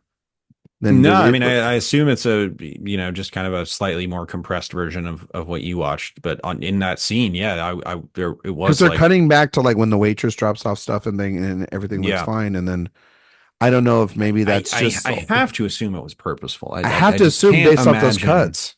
Yeah, And it does give this sense of I mean, it does make it distracting, but I have to imagine that was purposeful and I have to think kind of of like this way maybe it's like of a false discomfort memory. and unknowingness and yeah, sort of yeah, I could see that where it's sort of but I think it does exude this sense of exploitation a little bit where it's Yeah. like you're not getting the entire picture in the same way that she wasn't getting the entire picture Oh yeah. while she was Yeah. getting taken advantage of. So I assume it's purposeful. I'm sure somebody's actually written about that before. But I have to assume it was purposeful. But the colors themselves, I think the golds are the thing that will stay with me the most. That goldish hue that you kind of compared to the Soderbergh traffic thing. Uh, but that's I think that glow I think is what will stay with me the longest as far as just kind of specific images. No, for sure. I think it's really interesting too because it kind of fades from yellow to mostly green. There's some reds and there's some shots of reds and browns almost in the background I wonder if he and will on the color. ever like emphasize color again. I kind of hate you sometimes. Like, oh, you mean like in a trilogy? I mean, I'm just wondering. I'm just throwing it out there. Ah, God damn you. It is feel so good to be back recording with you again. Yeah, I don't know if he'll do that or not. Toss up, maybe for sure. But no, I just think that I mean, it, the colors change from sort of a green to a yellow. I think that that's very intentional once we sort of get her to different locations. But I also kind of feel like that it's interesting that they both feel very similar in terms of the setting that she's usually in as opposed to the setting that she is trying to escape to or trying to search in. And um, the uses of browns and reds, I think, are really interesting throughout the film. A lot of good reds. A lot of good reds, but mostly like the sort of the comfortness of like of the color brown used throughout the film. It's very comforting. It's the only way I Including could just her describe it. hair. Yeah, and I think Irene hair is Jacob, such I an think, is we haven't even talked about her. She's really good. no, she's incredible in both of these performances. And there are distinctiveness between the two women, clearly. I mean, one feels very confident and very open, sexual and vibrant and artistic, and the other is in self-discovery or is more naive and has a naivete around her that makes it such an interesting dual performance, Jay. And when she has her awakening later in the film, there's a sense of discombobulation that she Hmm. has that I found to be just so fascinating because when you see Veronica with a partner, she's not vulnerable. She's very confident Yeah, or she's very comfortable with herself. Yeah. she's very comfortable. She knows who she is. And then by the end of this film, it is she's off guard still, even after she searched for this escape. And so it's yeah, there's enough within both of these two performances. It's like where they sort of fit as two halves of a whole, two halves of what the movie's trying to do, which is that it's the same kind of situation that either one of these two could live either life, but it's just about confidence and it's just about that way in which we identify differently with similar situations, different similar circumstances, um, different partners, same partners, whatever the case may be. That I just find really fascinating on a whole. Yeah. It's a great film. I'll tell you the other movie that I really thought about watching this, and I mean it came way after, and we've actually talked about it before on this very podcast. Can you think Oh, about which one I'm talking about? And it was partly because of the coloring, although the coloring in this film is more about making it very sickly looking. really? Okay. No, Enemy. enemy. Oh, interesting. I thought a lot about Enemy watching this. And it uses yellow in a very different way for very different purposes. The movie's also a lot nastier than this movie. Well, also too, But that's just a movie I really, really like. yeah, and also And just it was too, just clearly at least partly inspired by this. in a movie about dual perspectives, right? And dual and Doppelgangers. doppelgangers and Hmm. And yeah, no, I Both really like movies about that. the power of women. Yeah, no, One movie is about how their perspective is incredibly powerful, and the other one is about how absolutely terrifying they are. yeah, no, So for sure. two different approaches Yeah, to I female didn't really characters. think about that. That's really good, Jay. Thanks, See, man. yeah, you know what, buddy? I'm It's proud of you. great to be back. It's great to be back and just doing all this stuff. See, we can mix the silly in there with serious, A lot of silly folks. today. A lot of A silly, but lot it's of silly. also A lot of Disney World talk. this is the problem when we haven't seen each other in like a month, guys. It's like we just want to be silly a lot. Could you imagine if we were in a room together? Good lord. Forget about it. You know what I mean? Nobody wants to say it. Or I do. I want to hang out with I would Jay. love to. I Let's would love do to. it. We got to do it soon. It's going to be great.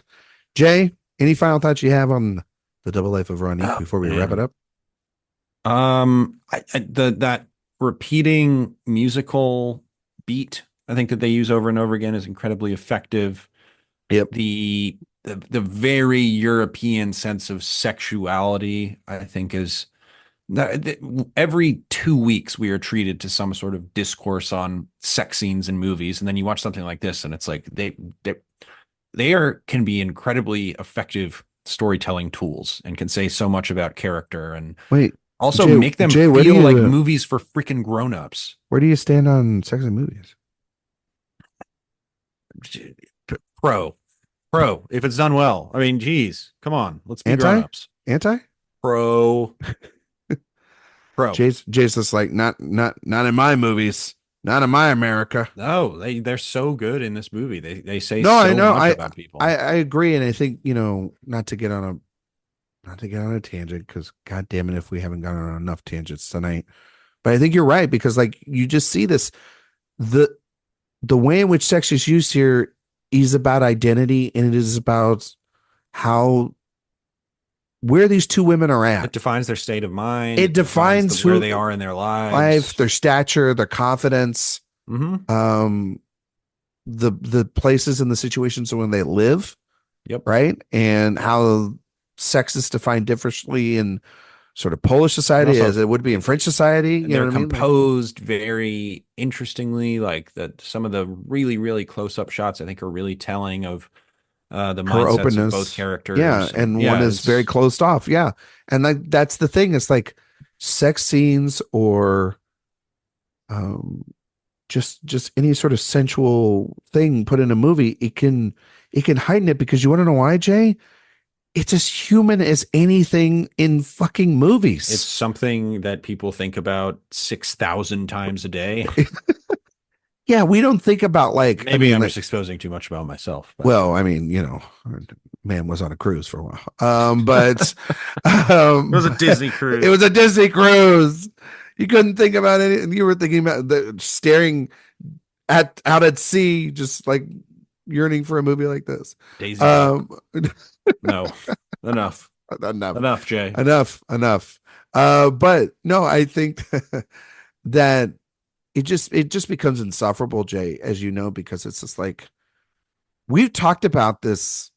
We've talked about the Hays Code before, like the idea that like the Although the coolest generation, thing in the world is when they still make something sexy under the Hays Code. That's the best. those are the best things, but also it's really weird that like we've come to the point of now with generations like Gen Z and others with film goers where they're like, yeah, we don't want any of this. And it's like, do you understand how much people have fought to have the open creative freedom, not even just in your personal life, to be able to be with you, who you with, and confident and out and sexually positive world that we could live in, even though there are people that do not want that to continue.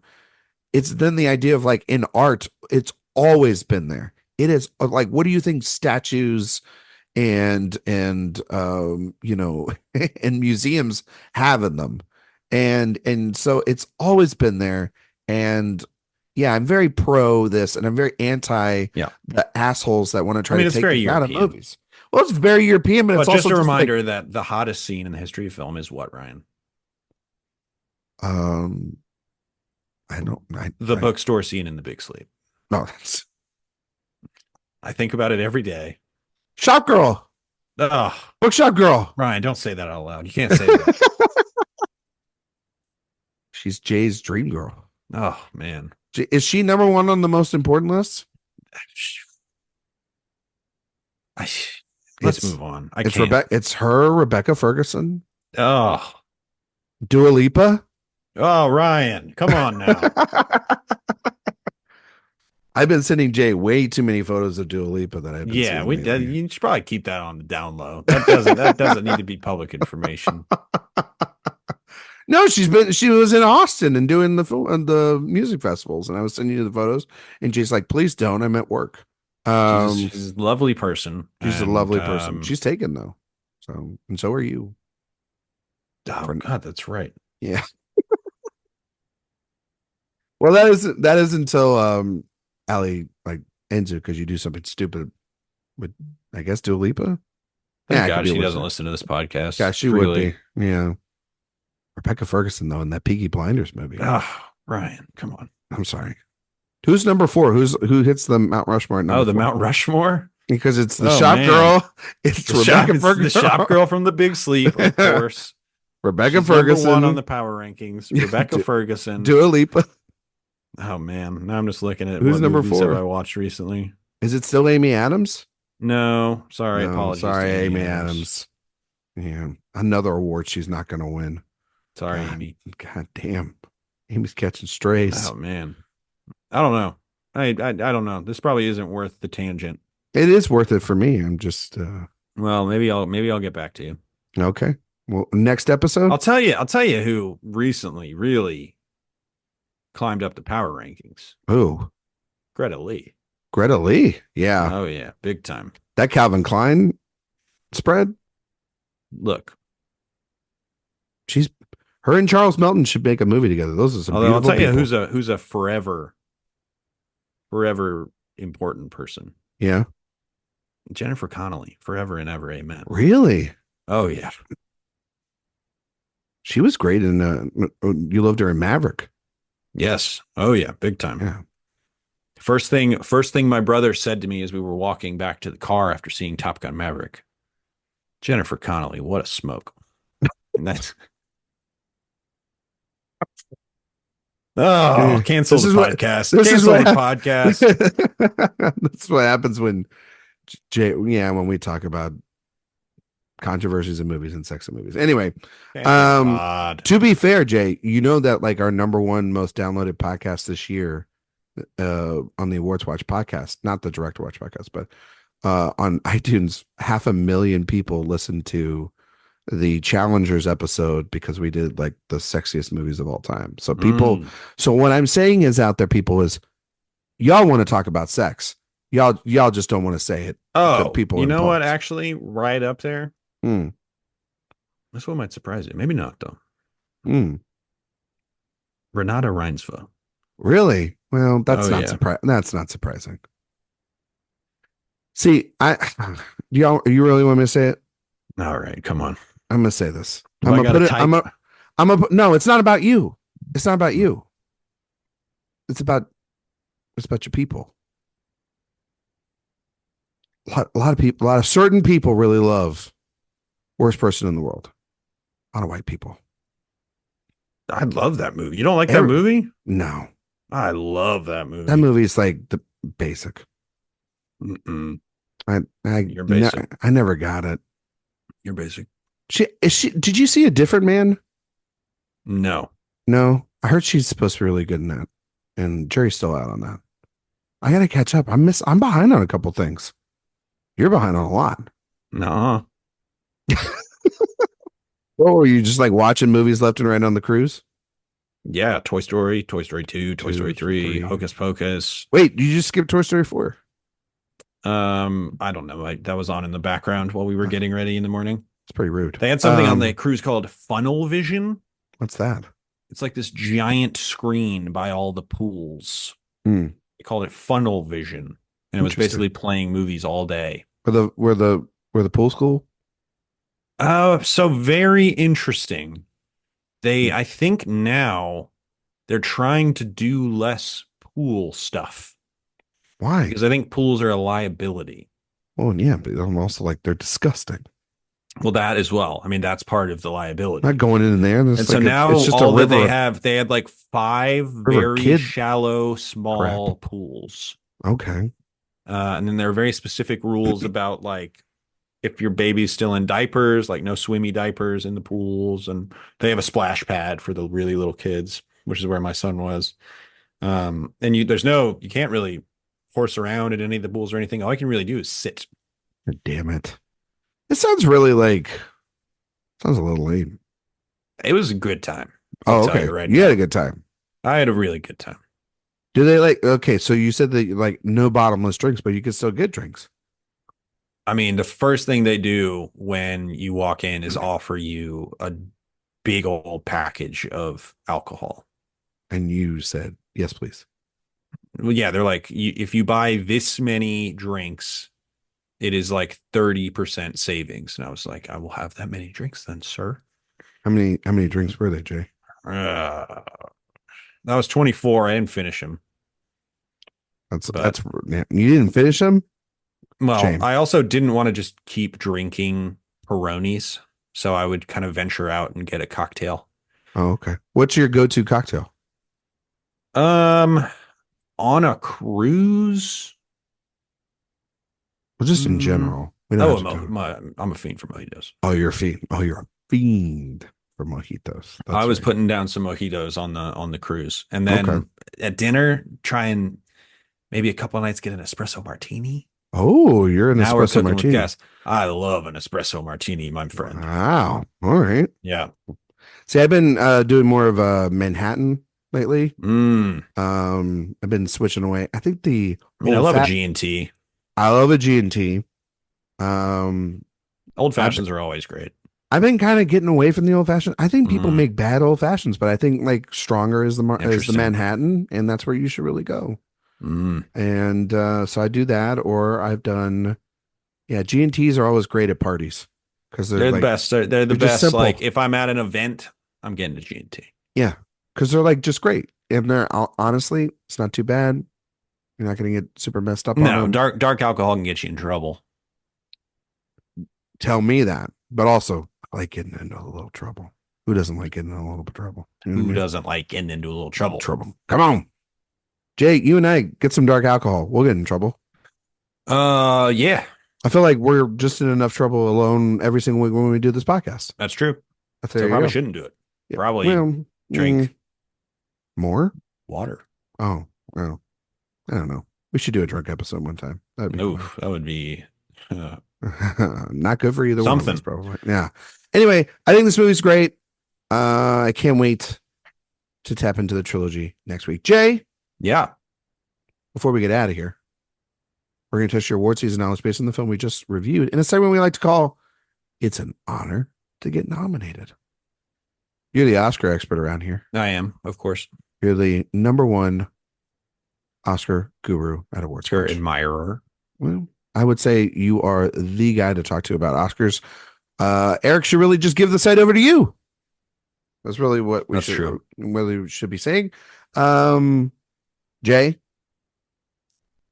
was the Double Life of Veronique nominated for any Oscars? So the obvious layup here is that it was nominated for foreign film. Okay. I am going to just go out on a limb and say that Kieślowski didn't really get his due until later and say that this was not nominated for any Oscars. Okay. This is very suit work on your part. Because you are correct. Oh, there we go. Let's go. The movie, though, was shortlisted by Poland for the Oscar. So it did make the short list. And upon the submission list. And it made the short list. But it didn't get in. But it did not get a nom. It was. Are the other three put in by France? The Three Colors, are they nominated as French films? I would have to go back and double check that, and I'm not going to spoil that for you. Okay. For the next couple of weeks. All right, coming up soon. You know better than that. Giving Like everybody a little bait to giving a little exactly. just stay tuned. Like why would I give you that already? But yes. So this movie though was nominated at a ceremony called the Golden Globes. Oh, we love the Golden Globes. We do love the Golden We Globes. love the Globes. Well, I mean, Jay loves the Globes. I'm mixed Yeah, I'm more of a positives. Globes guy. More of a Are you more of Golden a Globes? Globes guy. Are you more of a Globes? You know that they still had more controversies again this year. Yeah, I heard that. Can't stay out of their own way. No, they really cannot, buddy. Like it's almost just comical at this point. It's like, what other shit are they going to get in trouble for this year? But anyway, Double Life of Veronique, it was nominated for best international feature at at the Golden Globes of Interesting. '92. Cool. It lost to, I'm trying to pull that up here. It lost to Europa from Germany, which There you go. also Haven't seen it. was not nominated. Oh, that's interesting. Yeah, like Hollywood Foreign Press Association really had their finger on the pulse. they really did. Mediterraneo was the winner at the Oscars. Never seen of it. Children of Nature, Never seen The Elementary School, The Ox, and Raise the Red Lantern. Those were the other four films in foreign language Of course. that year. This Would was this the year. have been the Silence of the Lambs year? God, you really are the Oscar guru around here. Yes, Jade, this was the Silence of the Lamb year. This was Beauty and the Beast and Bugsy and JFK and the Prince of Tides. Mm. What do you think of that? It's a pretty decent lineup, actually. Pretty decent, right? Yeah. Probably not Bugsy, but Never seen Bugsy. you've seen Prince of Tides? I've seen parts of Prince of Tides. You know Although, Ryan, who- you know what I've never seen? I've never seen JFK. What? Yeah, I know. It's embarrassing. I- Doesn't that feel like a movie that I would love? I'm honestly shocked right now. Yeah, I know. I feel like we've talked about It's a this. bad one. This is kind of angry with you right now. Like I own what? it. It's on my shelf. Wait, on 4K? No, it's an older version. I probably will buy the 4K before I watch it, though. What? You have what the do 4K? Is it a good transfer? Excellent. Okay. Like, say what you want about that conspiracy theory son of a bitch. He's got a good transfer on that movie. Yeah, I gotta watch that one. Yeah, I would. I'll report back. It is a vastly silly movie, but it is so goddamn good. Like it's so good it makes you believe half the shit it's saying. That's how so good it is. Yeah, you gotta watch it. Like Kaz and Yeah. Tommy Lee Jones. I mean, Donald Sutherland. Yeah. I mean, it is a cast of characters and character actors: Kevin Bacon, Laurie Metcalf, Gary Oldman, Michael Rooker, Sissy Spacek. Like, it's like, who isn't in this movie? You know what I mean? Jack Lemmon, Walter Matthau. No, it's got a murderer's row. Pesci, Vincent D'Onofrio. I keep What would going. you nominate this movie for? This? Yeah, Well, international feature, I would nominate that for. That's for sure. Cinematography. Yeah, well, let's see cinematography here real quick. Cinematography, to assume this is better than one of those. JFK was nominated Mm-hmm. and won. It was Robbie Richardson. Man, I will say Silence of the Lambs is as much of a juggernaut as it was. That movie's gorgeous looking. And it's not nominated for cinematography. Wow. Bugsy, The Prince of Tides, Thelma and Louise, Terminator 2 Thelma Judgment and Day. Louise, that's a cool nom. T2. T2, baby. That's a cool nom. It's a cool nom. It's a really cool nom. I like T2. Come around. I like Big Jim. You love Big Jim. Oh, Big Jim. I've come around. He's my guy. He's your guy. You know what? I'm glad to say he's my guy. I've come around where I'm like, you know what? Life's too short. Let him say whatever the fuck he wants. Are we getting new Avatar next year? Probably not. Okay. You think it's going to move to 26? 29. What do you think of the 29? It's not even gonna go to 26. I went to Avatar World. Oh yeah, I was gonna ask you about that. See, hang on one second. Let's do this thing and then you can talk about Avatar World. I think I would nominate it in actress. I can see that. Editing, I think it's very well edited movie. I would take out like Laura Dern or Bette Midler. This was Laura Dern in what? Wild at Heart? Rambling Rose. Oh, I haven't seen that one. And then Bette Midler Love Laura Dern. for the boys. Yeah, just take one of them out and I put her in. Is this the Wild at Heart year or is that the year after? Or the year before? I think it's the year before. I don't know. It's not this year though. No, it is not this year. I think it's the year before. Hang on. Yeah, it's the year before. Diane Lane was nominated the year before. She lost to Whoopi Goldberg. Whoopi. Whoopi for which movie, Jay? That was Ghost, correct? There you go. I'd take probably Barry Levinson out, and I put Kieślowski in. Oh yeah, I'd put him in director for sure. Yeah. That was Levinson for what? Bugsy. Oh yes. They had Bugsy fever, dude. Taking it out. They really did. They had big old Bugsy fever. Yeah, it got Keitel and Kingsley nominated.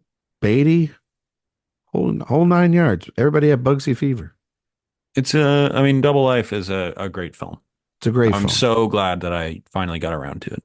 I'm glad that the series is starting off as chaotic, but also as great as it is. Jay, Avatar World, real quick. Okay, Avatar World. So again, I will say a little disappointed I wasn't as immersed as I wanted to be. We also Where did you connect your tail to? That was on the floating mountain. Okay. Of Pandora. Went up there, found a little dragon. We connected tails. He's living at home now. My dogs are not super into it, but what do you name it's him? a great way to get to work. His name is Angoria. Angoria, okay. He's purple and yellow, and he's a great companion. All right. Are you taking him to work? Oh yeah, for sure. Yeah. It's like an old West horse. How do you park him? It's like a horse. They make a space for him. Put a little rope around whatever those things are called. Yeah, I got you. All right. Yeah. Okay. Anyway, Avatar World. Not as immersed as I kind of wanted to be. We also didn't get to go on any of the rides. Just timing didn't really work out for that. But it is again very impressive. You do go there and you're like, man, they spent some money on this thing. You think Big Jim oversaw some of that? Well, it's actually funny you say that because did he really? They were saying he was intensely involved with everything there, and he's also very specific about the merch that's sold there.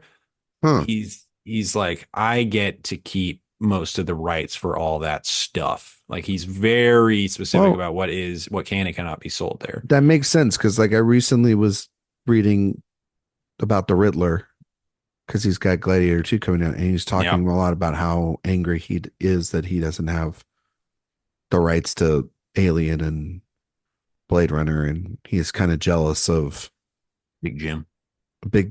And I think he said Spielberg for like Jurassic, because Spielberg still owns all the rights for Jurassic and everything. So like, well, really didn't have the clout back then. No, and he mostly it's like he didn't like.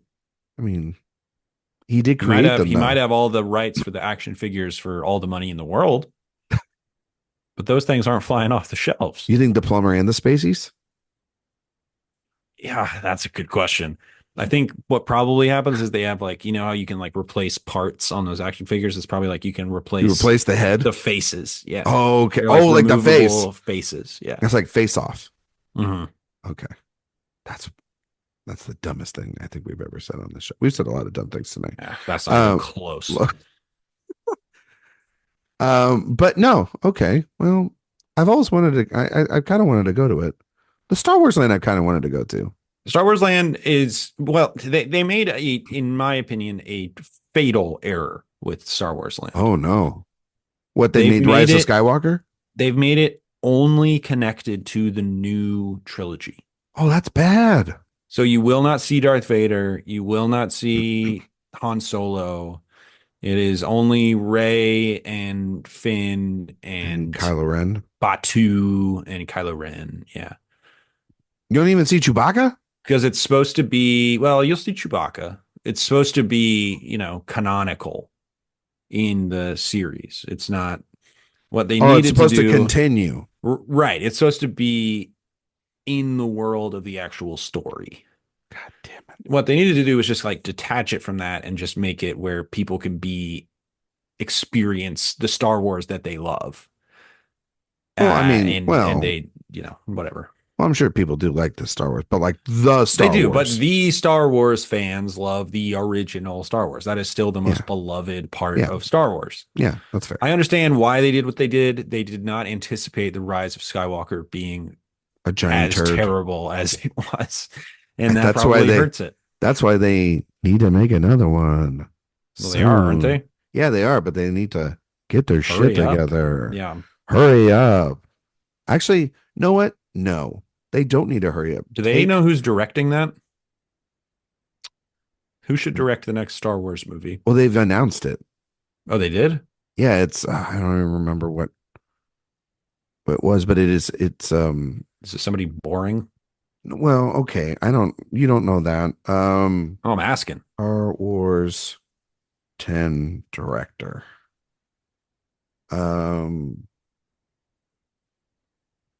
I'm gonna butcher this name. Are Okay, you ready? here we go. Mm-hmm. Sharmi Audwi Chano or Chanoy. All right. At face value, that means nothing to me. It means Who's nothing that? to you. So this is a person who directed. I'm getting up the credits now. I'm so sorry for butchering her It's name. good podcasting. She has mostly directed shorts, and she directed some films. She directed a couple of episodes of Miss Marvel. She is a Pakistani director, maybe the first woman to ever, I mean, obviously direct a Star Wars movie. She did a movie called Saving Face in 2012, a journey of 1,000 miles in 2015. Nothing really too giantly big, Jay. But she does have 2 Oscars for her shorts. For her documentary shorts. Yes. All right. Hopefully it's good. And so no, but I kind of think that and she directed 2 episodes, like I said, of Miss Marvel. So she knows she's in sort of the canon, I guess, of Disney. That's what we want, is somebody who's really in the back pocket of Disney. They've just been knocking it out of the park. Well, I mean, just 2 episodes. But I also think too, I think a female director directing a film mostly centered on Rey is actually not a bad idea. And I just wanted to. And I like that it's not a big good. known person either. So I mean, I would be excited if it was certain known persons, but now from what whatever. I have here, Justin Britt Gibson is a co-writer on this movie. Wrote a lot of episodes of wrote a couple episodes of the television show Banshee. Oh, let's get as many TV people in movies as we can. Well, that's what we need. Well, I think you're gonna be very either conflicted. I think you'll be very conflicted about the next name that I see as a writer on this. Okay. Damon Lindelof. Okay. I mean, I'm intrigued for sure. Yeah. I love Lindelof as a television person. I defend him as a writer in his films. I don't think most of that stuff I mostly is do too. Lindelof did Tomorrowland, right? Yeah. I love that movie. And Prometheus. Yeah. Interesting stuff in that movie. Very interesting concepts. So I much prefer those than. But what would Chris a Terrio. Kieślowski Star Wars movie look like? The Double Life of Veronique. The Double Life of Rey Skywalker. Yeah. Now we're talking. I think it's called The New Jedi Order is what is the New Jedi Order. The Double Life of C-3PO. Human cyborg. There relations. are so many C-3POs. There very much are. You're not wrong. Actually, that would be kind of cool. Droids in memory. Here. Droid's Yeah. memory. That's actually kind of interesting, Jay. Anywho, Jay, Yeah. that's the episode, buddy. That's the episode. We're back. We're back And doing and dumber wilder than than ever. ever. Yeah, Yep. exactly. Can you tell everybody where they can find you, all your work on the internet? And Jay, give the folks at home not a recommendation for the Disney cruise, but give them a movie recommendation this week. Yeah. Twitter at Mr. J Ledbetter, Letterbox J Ledbetter. Anything I'm writing, you can find over on awardswatch.com. Just wrote a Venom 3 review, Venom The Last Dance. Gave You that like a that? solid D+. So yeah. And then keep listening to this podcast, I guess. As for a recommendation, been catching up on some 2024 stuff. Really enjoyed The Wild Robot. Dude, so good, right? Real feel good movie, great animation. I mean, it's from one of the guys who did Lilo and Stitch, which is a very important film in the Ledbetter household. But man, that kid or that robot loves that bird so much. He just loves it. Great voice acting from Lupita. Great voice acting from Lupita. Great looking movie. Just a great looking movie.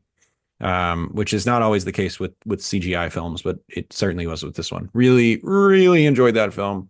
I would say definitely my front runner for best animated film of the year. Mine too. It's a really, really good movie, buddy. Make you cry. Great score by Chris Bowers. Great score. Great score. Loves that bird. God, he loves that bird. She loves that bird. And we love that bird. We do.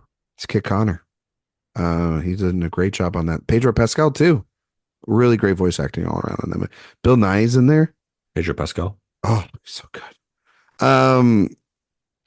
You can find me on Twitter, Instagram, Letterboxd, or Ryan McQuade77. You can find all my work here at awardswatch.com. Please go on the website. I've been doing a bunch of interviews already this season. There's some interviews with this guy's. He's talking to everybody. Jason Reitman for Saturday Night. I talked to Edward Berger for Conclave, and we just put up an interview with Steve McQueen for his film Blitz. Ever heard of him? Ever heard of The Great Escape? No. Oh, different Steve McQueen. Sorry. The other Steve McQueen. Damn it. You know, my wife made a Ouija board joke about like, well, did you use the Ouija board to talk to him for your interview? And I went, God, don't be Jay. I said, don't. You get enough of that. I get enough of that from you. Anyway, the director, Steve McQueen, the British director, Steve McQueen, and his new film Blitz, which is out in theaters soon. You got to see Blitz. I think. Oh yeah. You got to see Conclave too. Still, if I'm not mistaken. I got to see a lot of stuff. You got to see a lot of stuff. iTunes, Spotify, greatly appreciate it. While you're over at the website, please sign up for the newsletter. If you like podcasts, we have the main show that's released every Monday, as well as also occasionally now on Wednesdays with the editors talking about award stuff. We're getting into award season, Jay. We're going to have you on to talk about one. Oh, yeah. Because you're the awards guy around here. This is a weird awards year, though. Yeah? Thoughts on it? Put your money. You know what, Jay? Put your money right now. What do you think's winning Best Picture? Quickly. Oh, man. I guess Anora. Is that where you're at right now? That's where I'm at right now. Okay. That's on the record. I'm seeing that this week. Oh, you still haven't seen that? Mm-mm. Interesting. Yeah, are you going to see that in 35? Do they have it in 35 around me? I'm not sure about that. They briefly had that in 35 around me, and I was like, damn it. And I was gone and I missed it. So yeah, it's one of the buzzed about films of the year. People are talking about it. Yeah, I just don't the subject matter. I don't know that it doesn't feel like one that'll win Best Picture, but I don't know what the heck is going to win Best Picture. Brutalist is a 3.5 hour. I don't know. Well, a 3-hour movie won last year. That's true. Just slap 30 minutes on it. An intermission. Is it Amelia? Is it Conclave?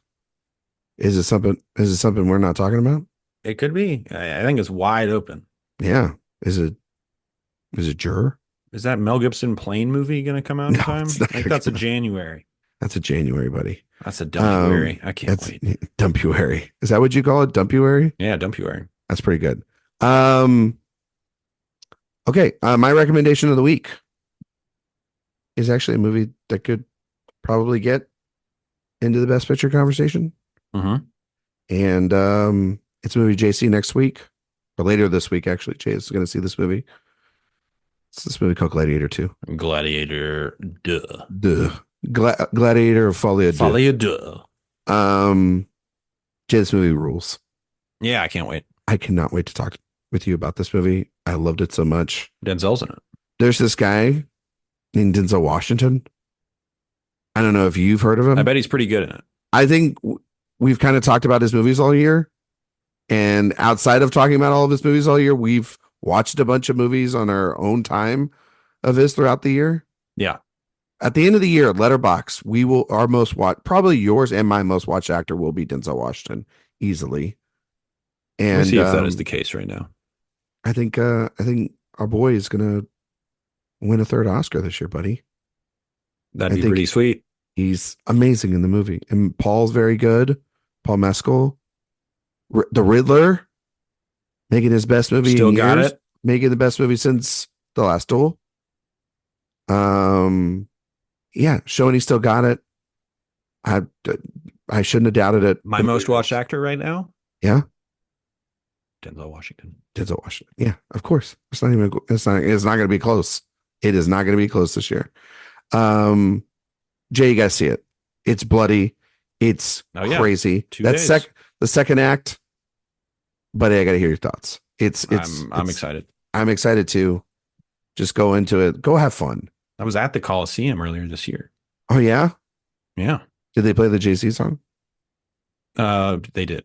Oh, cool. You know how people got mad about that? Yeah, that was weird. Get the fuck over it. Like, good Lord. Have some fun. It's just a trailer. But you don't hold Gladiator as like myself. Like, I don't hold it as a masterpiece like everybody else does. I don't. Respect it. I like it. It's a really fun movie. I think Russell Crowe is incredible in it. Yeah, like that's a movie star performance. Yeah.